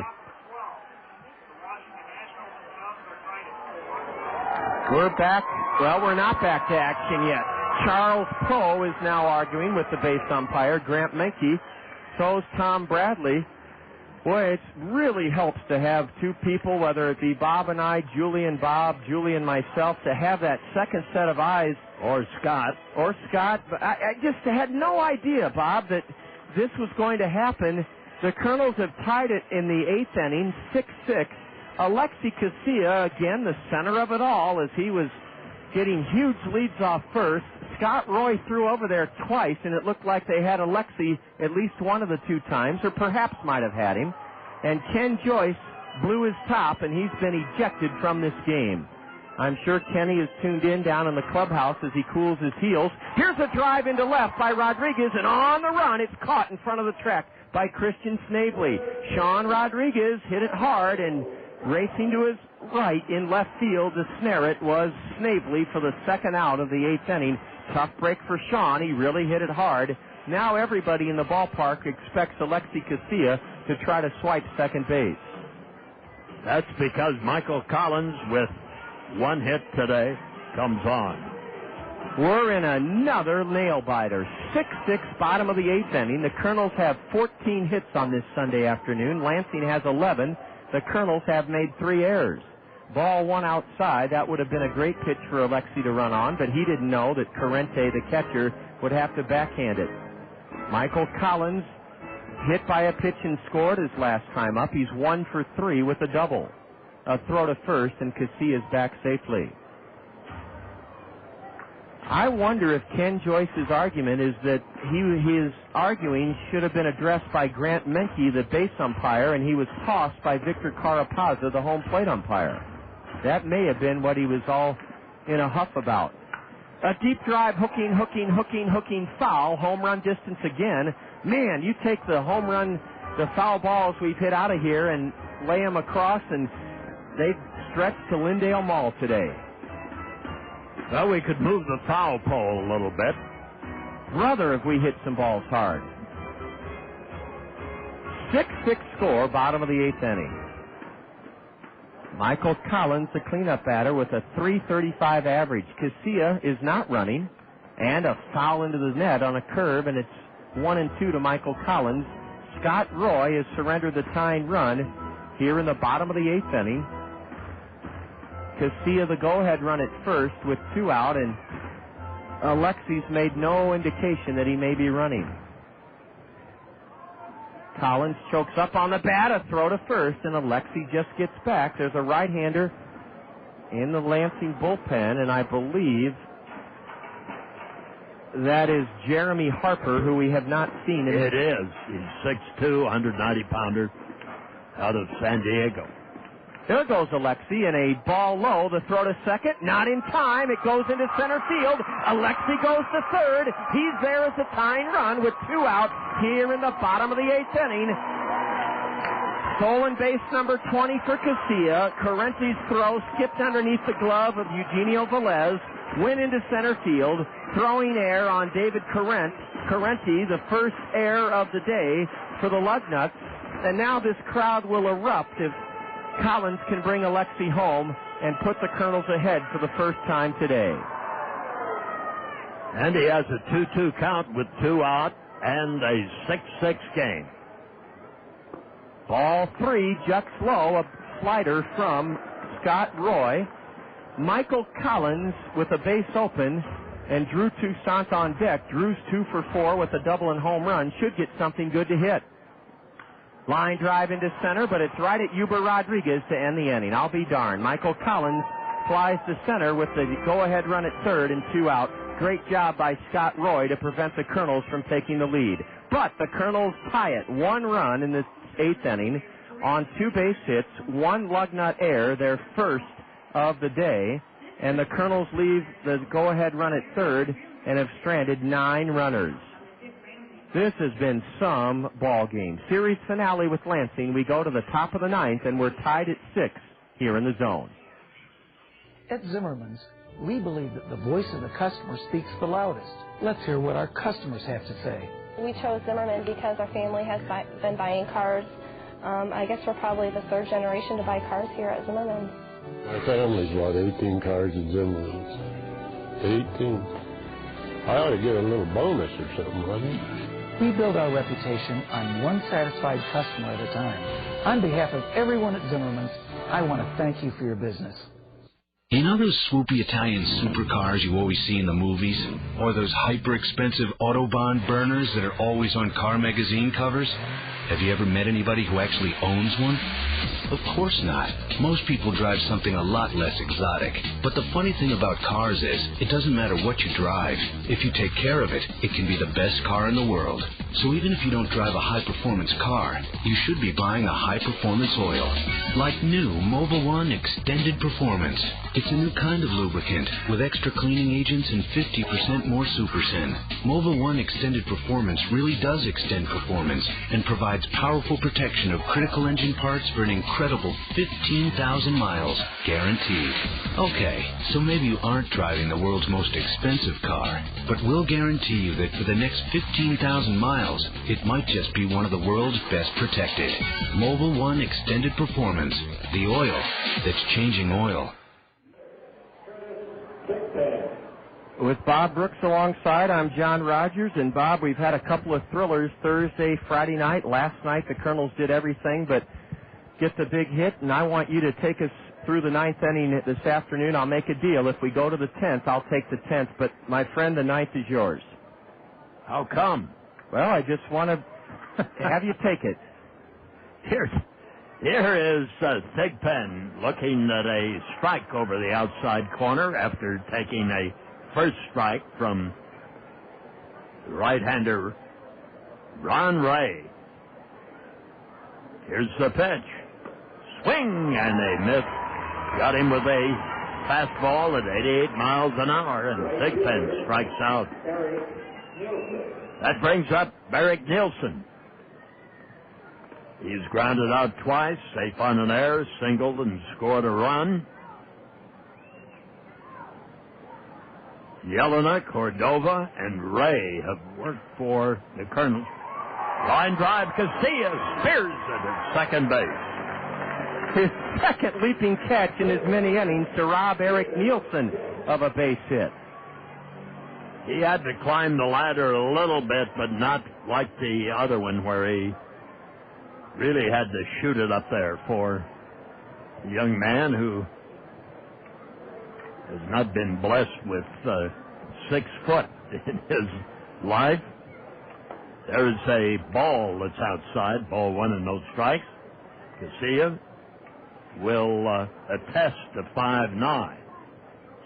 There's a drive down the right field line, deep. Rentz is there, running catch in front of the 325-foot mark. Nice play by Jordan Rentz. He got a jump on the ball, went deep into the corner, and made a running catch to retire the side so quickly. The Lugnuts are gone here in the top of the ninth with no runs, no hits, no errors, and none left.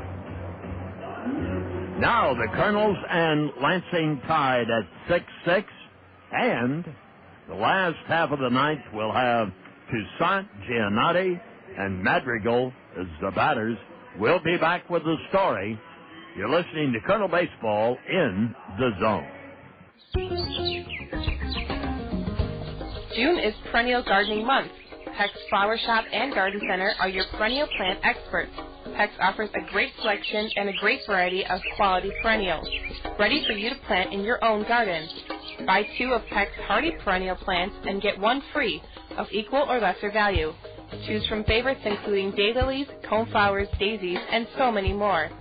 Peck's annual flower plants are on sale too. Choose geraniums, wave petunias, and other long-blooming favorites. Buy 2, get 1 free of equal or lesser value. Peck's reminds you to stop in for their weekly fresh flower feature, 1 dozen short stem roses, $9.95 a dozen, cash and carry. Peck's Flower Shop, Garden Center, Nursery, and Landscaping at the corner of Blair's Ferry and Edgewood Road, Northeast. Growing with Eastern Iowa since 1956.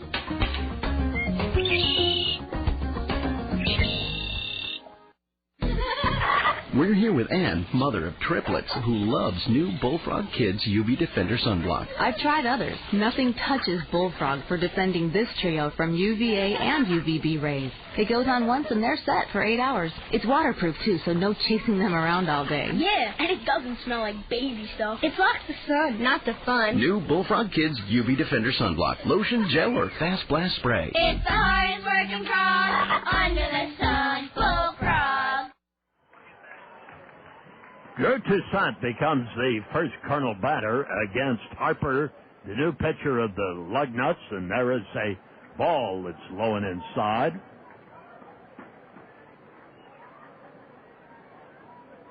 Now the pitch on its way, swung on, little dribbler down along the third base line, the pick, the throw, safe at first by Toussaint. He beat it out for an infield hit. Armstrong had to charge and make an off-balance throw. The throw was okay, but Toussaint made it to first, and there is the winning run at first base.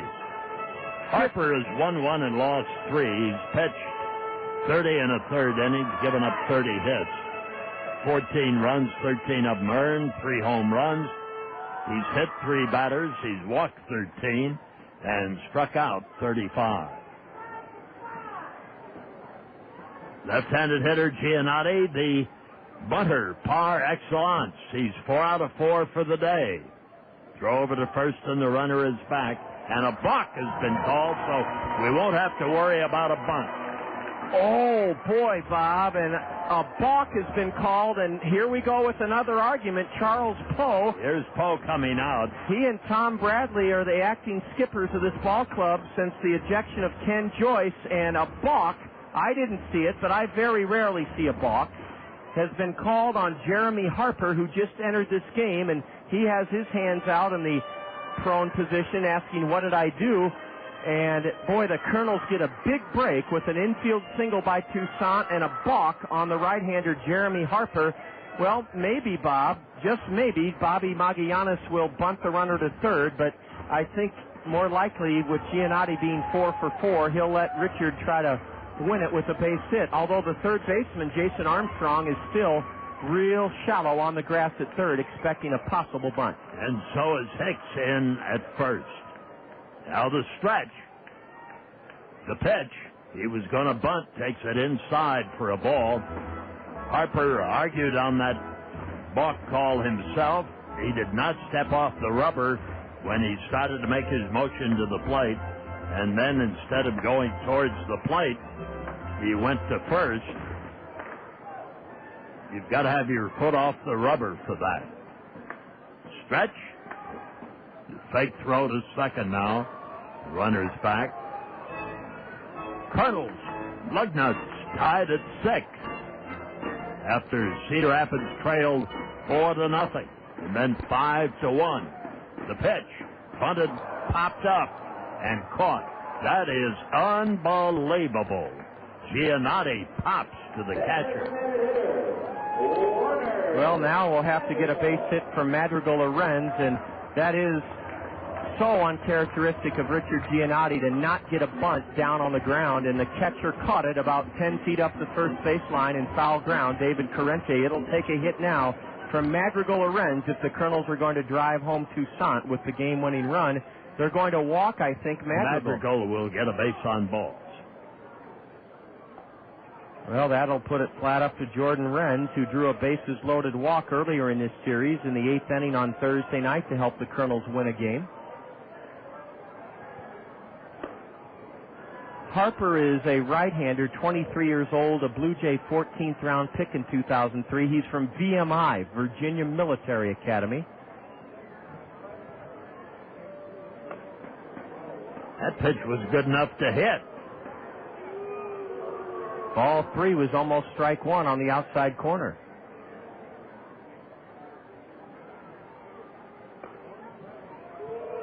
And the pitching coach will come out for the Lugnuts there. That's Tom Bradley.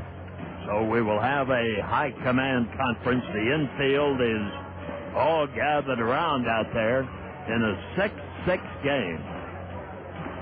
Well, Giannotti, I guess you don't do it right all the time, and you don't.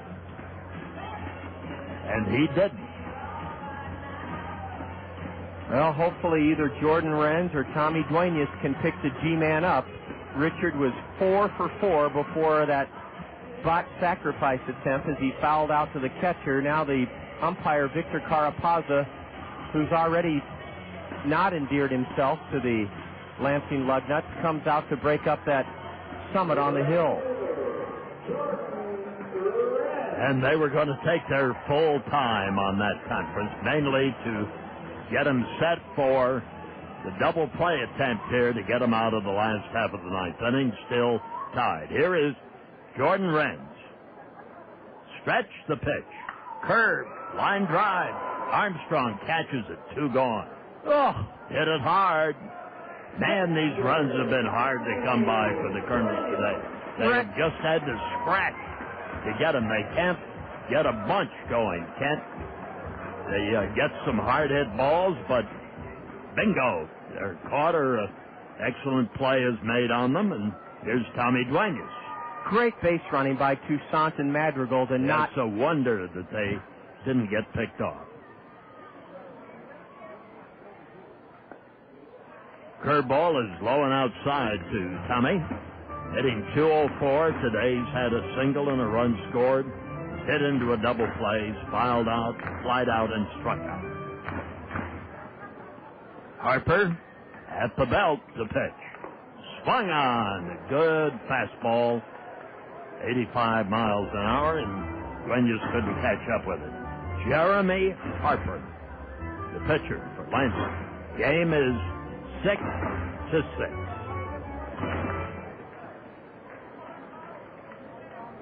Sanders at first and second, and the pitch.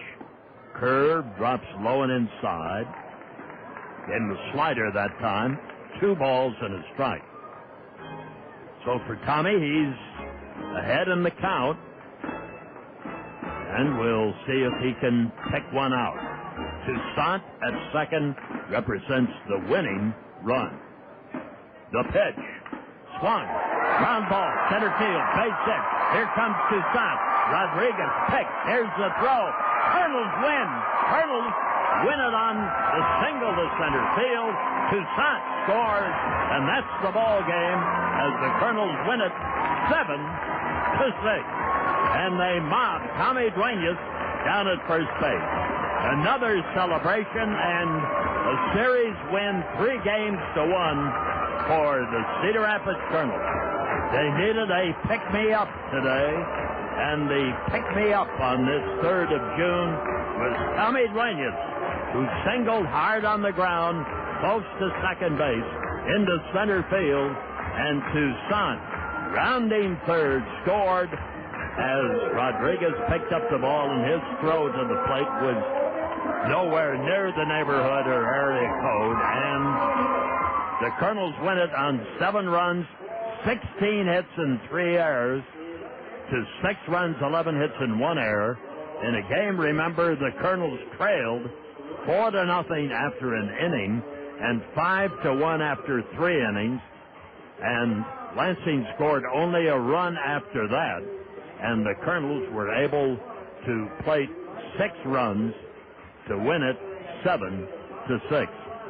Fine series and certainly a gigantic drive for the Kernels to stay now above the 500 mark in the Midwest League in the second half, with the Wizards of Fort Wayne coming to town. So, John, you like close games, exciting games, scoring games, and we have had that. We have had a pitching duel, and we have had Colonel wins at 2-1 and 2 more at 7-6. What a great way to cap off the series. A 9th inning rally again by the Kernels. Bob and I will be back to bring you all the happy details. 7-6 Kernels. Duenas' RBI single plates Toussaint with the winning run, and the Kernels make it 3 out of 4 against Lansing. Back with the Colonel Curtain Call in a moment. This is Colonel Baseball in the Zone. Are you ready for a little racing? The Zone, ESPN Radio 1600. AM and Hawkeye Downs want to help you take the family to the races without blowing out your wallet. The last Friday of every month is now the Zone 1600 Family Night. Just click on the zone1600.com and print the special Family Night coupon. Take it to Hawkeye Downs the last Friday of the month, and 2 adults and the kids get in for just $16. 16 simoleons to see the hottest racing in town? That's freaking unbelievable. Get your valuable coupon today at the worldwide headquarters of the Zone, thezone1600.com. And we'll see you at the Zone 1600 Family Night at Hawkeye Downs, the last Friday of every month, all summer long. Hawkeye Downs Racing. Another killer deal from your home of Hawkeye Downs Racing on the radio. The Zone, ESPN Radio, 1600 AM. It's time for the Kernels Curtain Call, right here on the Zone, ESPN Radio, 1600 AM. With a recap of all the action, the State Farm Major League scoreboard, plus a look ahead to the next Kernels game, let's rejoin the voice of the Kernels, the one, the only John Rogers, here on The Zone, ESPN Radio, 1600 AM.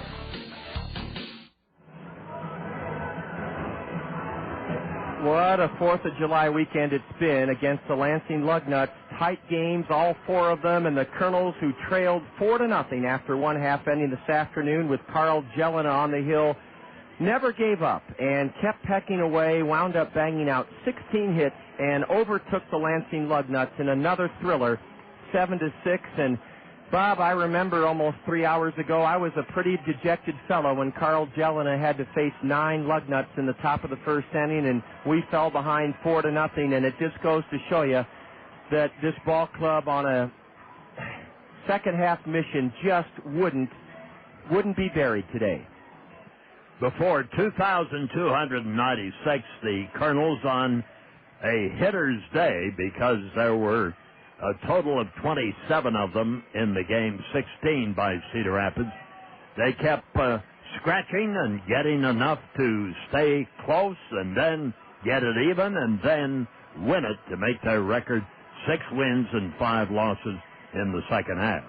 It certainly didn't come easy because the Kernels had a shot at tying this game much, much earlier, that in the last half of the 5th inning, when Michael Collins started it off with a double, then got picked off at second base, and Toussaint followed with a home run. But Toussaint today had 3 hits, too. A double, a home run, and a single, and he scored the winning run as Tommy Duenas drove in the winning run with that single to center, his 19th run driven in of the year, and the Kernels have put themselves in a position with Fort Wayne coming to town for a 4-game series starting tomorrow at 5 o'clock on a celebration of America's birthday. It will be an opportunity to get this thing well above 500 in the second half. And again, let's go back to some of the relief pitching today behind Jelena and Cordova and Ray. They were very, very good in coming out of the bullpen, and in general, the bullpen operated well in this series, and that has been something that has bedeviled this ball club. That's what you come to the ballpark for, to see a competitive game, to see the home team do well, and the Kernels did well today to win it 7-6. This was an intriguing series with Lansing, and Cedar Rapids finished the season with Lansing winning 5 games and losing 3. So we'll see if they can go get them tomorrow and continue this little rise of the Kernels out of the ashes of the first half of the campaign. Final line score, 7 runs, 16 hits, 3 errors committed by the Kernels. We left 10 aboard. Lansing, 6 runs, 11 hits, 1 error. They stranded 7. Ronnie Ray, the winner out of the Kernel bullpen, 2-1. The loser was Lansing's Harper. That's Jeremy Harper. He's 1-4. The game took 2 hours and 54 minutes before a Sunday afternoon crowd of 2,296 who loved the Superstars. Stay tuned. Another thrilling finish as our Access Direct play of the game will be coming up in just a moment. John, I didn't want you to miss this moment. Bobby Magianis has his little daughter running the bases out here. Oh, yes, he does. First time that I have seen her attempt that. And she did it. And she made it all the way around. And she's in Papa's arms, and now Daddy's going to deliver little Claudia, or little Paulina to wife Claudia. Thank you, Bob. That is perhaps the most touching moment of this entire afternoon. Bobby Magianis holding his little baby daughter, Paulina, now handing Paulina over to his wife, Claudia. And yes, little Paulina did make it all the way around the bases. Velocity Sports Performance and St. Luke's sponsoring the Run the Bases, following another Kernel thrilling win, a come-from-behind 7-6 win. Our Access Direct play of the game is next here in the Zone. When we were children, we were taught to save for a rainy day, but what if it rains harder than you expected? Tanya Sedlock, your professional Pekin insurance agent at Weidenhammer Andrews Agency, understands about the storms that life can bring. Whether you need auto, home, business, life, or health insurance, Tanya will review the coverages you need for your life and the lives of the ones you care about most. Help the sun shine on your life with a visit to your hometown Pekin insurance professional, Tanya Sedlock, at Weidenhammer Andrews Agency. When you need group transportation, there is only one name you need to remember. That name is Tri-State Travel, transportation provider for the Cedar Rapids Kernels and hundreds of other schools, organizations, and associations in the Cedar Rapids, Iowa City, and Waterloo area. Check our unblemished safety record, compare our pricing, and then climb aboard one of Tri-State Travel's modern deluxe motor coaches and experience our award-winning service. Tri-State Travel, the leader in motor coach group transportation. The kids continue to spew out of the Papa John's Plaza, the bleacher section. Bright sunshine greets them as they're running around the diamond, one of the great traditions after every Kernel Saturday and Sunday home game, sponsored by Velocity Sports Performance in St. Luke's. And the Kernels come from behind and beat Lansing 7-6 to make it 3 out of 4 against the Lugnuts. Access Direct is now proud to bring us our Access Direct play of the game. Access Direct is undergoing a hiring initiative. They're looking for team players, and they have a splendid package of benefits to offer you, including insurance, medical, dental, vision insurance. There are not too many places that can still offer those type of benefits, but Access Direct does, as well as a 401k savings plan, and it's a fun, friendly place to work, and you don't even have to dress up in a suit, tie, or dress. Casual dress code is the rule of the day at Access Direct. To learn about their fabulous career opportunities, call them at 261-0260. That's 261-0260, or log on to Access Direct's website at www.accdir.com. The Kernel ninth inning started with the game tied at 6. Drew Toussaint trickled a ground ball infield single up the third baseline, advanced to second as Jeremy Harper balked. Richard Giannotti then tried to bunt his way on and fouled out. Madrigal was walked intentionally. Renz lined out, and that brought Tommy Duenas to the plate. Here is our Access Direct play of the game. So for Tommy, he's ahead in the count, and we'll see if he can pick one out. Toussaint at second represents the winning run. The pitch.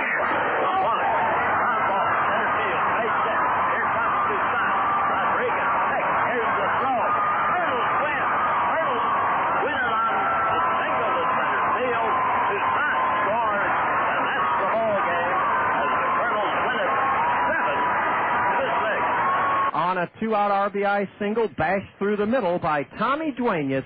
Tommy was mobbed by his teammates, and that's our Access Direct play of the game. Tommy Duenas bringing home the game-winning run in the bottom of the ninth inning, singling through the middle to score Drew Toussaint.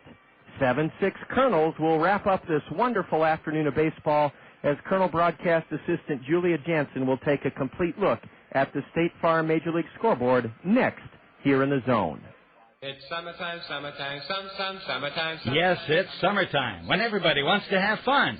But there are still chores to be done. One of those chores, of course, mowing the yard. Your friends at Cedar Rapids Solid Waste and Recycling recommend using a mulching mower. It saves time, bagging takes longer, and saves money by restoring natural nutrients to your lawn, reducing the need to use expensive fertilizers. Grass cycling gives you a healthier lawn, reduces yard waste, and saves landfill space. Your Cedar Rapids and Marion Hy-Vees are proud to support one of our community's most renowned and cherished assets, the Cedar Rapids Kernels. Your Cedar Rapids and Marion Hy-Vees believe in the core values that comprise the essence of Kernel baseball: fun, wholesome, affordable entertainment for us all. As you look ahead to the many joys of summer, your Cedar Rapids and Marion Hy-Vees encourage you to visit the fabulous new Veterans Memorial Stadium. Your Cedar Rapids and Marion Hy-Vees, embracing Kernel baseball, a community treasure. Have capped a exciting, entertaining series against the Lansing Lugnuts with a come-from-behind 7-6 triumph after trailing 4-0 after the first half inning. Tommy Duenas bringing home Drew Toussaint with 2 out in the bottom of the ninth to help the Kernels take their first lead of the afternoon in a 7-6 win.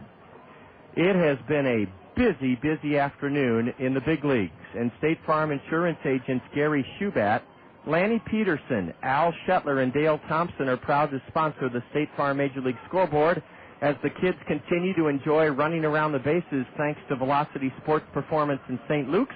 We turn the radio spotlight on Colonel Broadcast Assistant Julia Jansen with the State Farm Major League Scoreboard. Starting out in the American League at Comerica Park, the New York Yankees edged Detroit 1-0. Over at Fenway, Toronto topped Boston 5-2. Out at the Metrodome, Minnesota trimmed Tampa Bay 3-2. Now in progress at McGaffey Coliseum, the Oakland Athletics lead the Chicago White Sox 7-2. They're in the 8th inning. At Safeco Field, Seattle is shading Texas 2-1. They're also in the bottom of the 8th. And out at Oriole Field, Cleveland is beating Baltimore 6-2. They're in the 5th inning. Later tonight, the Los Angeles Angels of Anaheim face Kansas City. Then turning to the National League at Shea Stadium, Florida crowned the New York Mets 3-0. At the Great American Ballpark, Houston trounced Cincinnati 9-0. In Milwaukee, the Pirates clipped the Brewers 11-10. That was just in 9 innings. And at Busch Stadium, the St. Louis Cardinals edged Colorado 5-4. At Wrigley, the game that just finished, Washington came out on top. They trimmed Chicago White Sox 5-4, or the Chicago Cubs 5-4 in 12 innings. And now in progress at Petco Field, we have San Francisco trailing the San Diego Padres 8-5. They're in the 7th inning. Later tonight, Atlanta and Philadelphia, and Arizona takes on the Los Angeles Dodgers. And, Julia, where is the game tonight between Atlanta and Philadelphia? That's at Philadelphia. That game from Citizens Bank Ballpark will be right here in the zone. Sunday night baseball coming your way later this evening. The Braves playing the Phillies at Citizens Bank Ballpark. Well, Julia, I don't want to say we suffered at all through a less than sterling first half, but we sure didn't have any a lot of great moments of joy at home. The Kernels didn't play real well at home in the first half, but here in the second half, 2 ninth-inning wins in this series, an 8th-inning win to kick it off Thursday night, and you can really tell this Kernel Ball Club has kept at it and has the belief now that they can come back and win close games. We've had so many games I know where they've scored. The other team has scored 4 or 6 or 8 runs in the first inning, and we still have come back, and if not one, made it a really close game. Well, Julia, we'll look forward to having you and Bob back alongside with us tomorrow for the 5 o'clock extravaganza, the 4th of July celebration. The first 1,000 girls and boys 12 and under, thanks to McDonald's, will get what when the gates open tomorrow at 4 o'clock? They will get a wooden bat from McDonald's. Red, white, and blue. Red, white, and blue. And then the Kernels will be wearing red, white, and blue patriotic jerseys sponsored by RFK Transportation. You can bid on those throughout the afternoon and evening, a silent and live auction, and the proceeds will go to benefit the Veterans Memorial. Specifically, Bob Casimore, the president of RFK Transportation, wants the money to go to seed another aspect of the memorial, a memorial for the war on terror in Iraq and Afghanistan. The game starts, Julia, at 5. The gates open at 4, and we'll look forward to welcoming you and Bob back tomorrow to start a 4-game series against the Fort Wayne Wizards. Sounds great. It sure does. So did the Kernels' 7-6 win this afternoon look great in front of a crowd of over 2,200. 7-6 Kernels. Thanks to Jake Lentz. I don't know what was on my mind last night after that loss, but I forgot to salute Jake for all of his great work at 2nd Avenue and 5th Street. Jake Lentz, thank you for all of your help.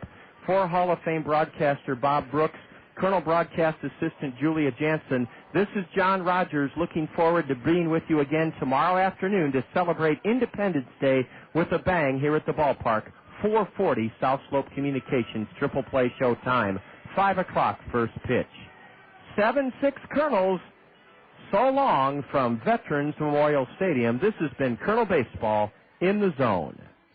This has been a special sports presentation from The Zone, ESPN Radio, 1600 AM, Cedar Rapids. Now back to our regularly scheduled ESPN programming already in progress.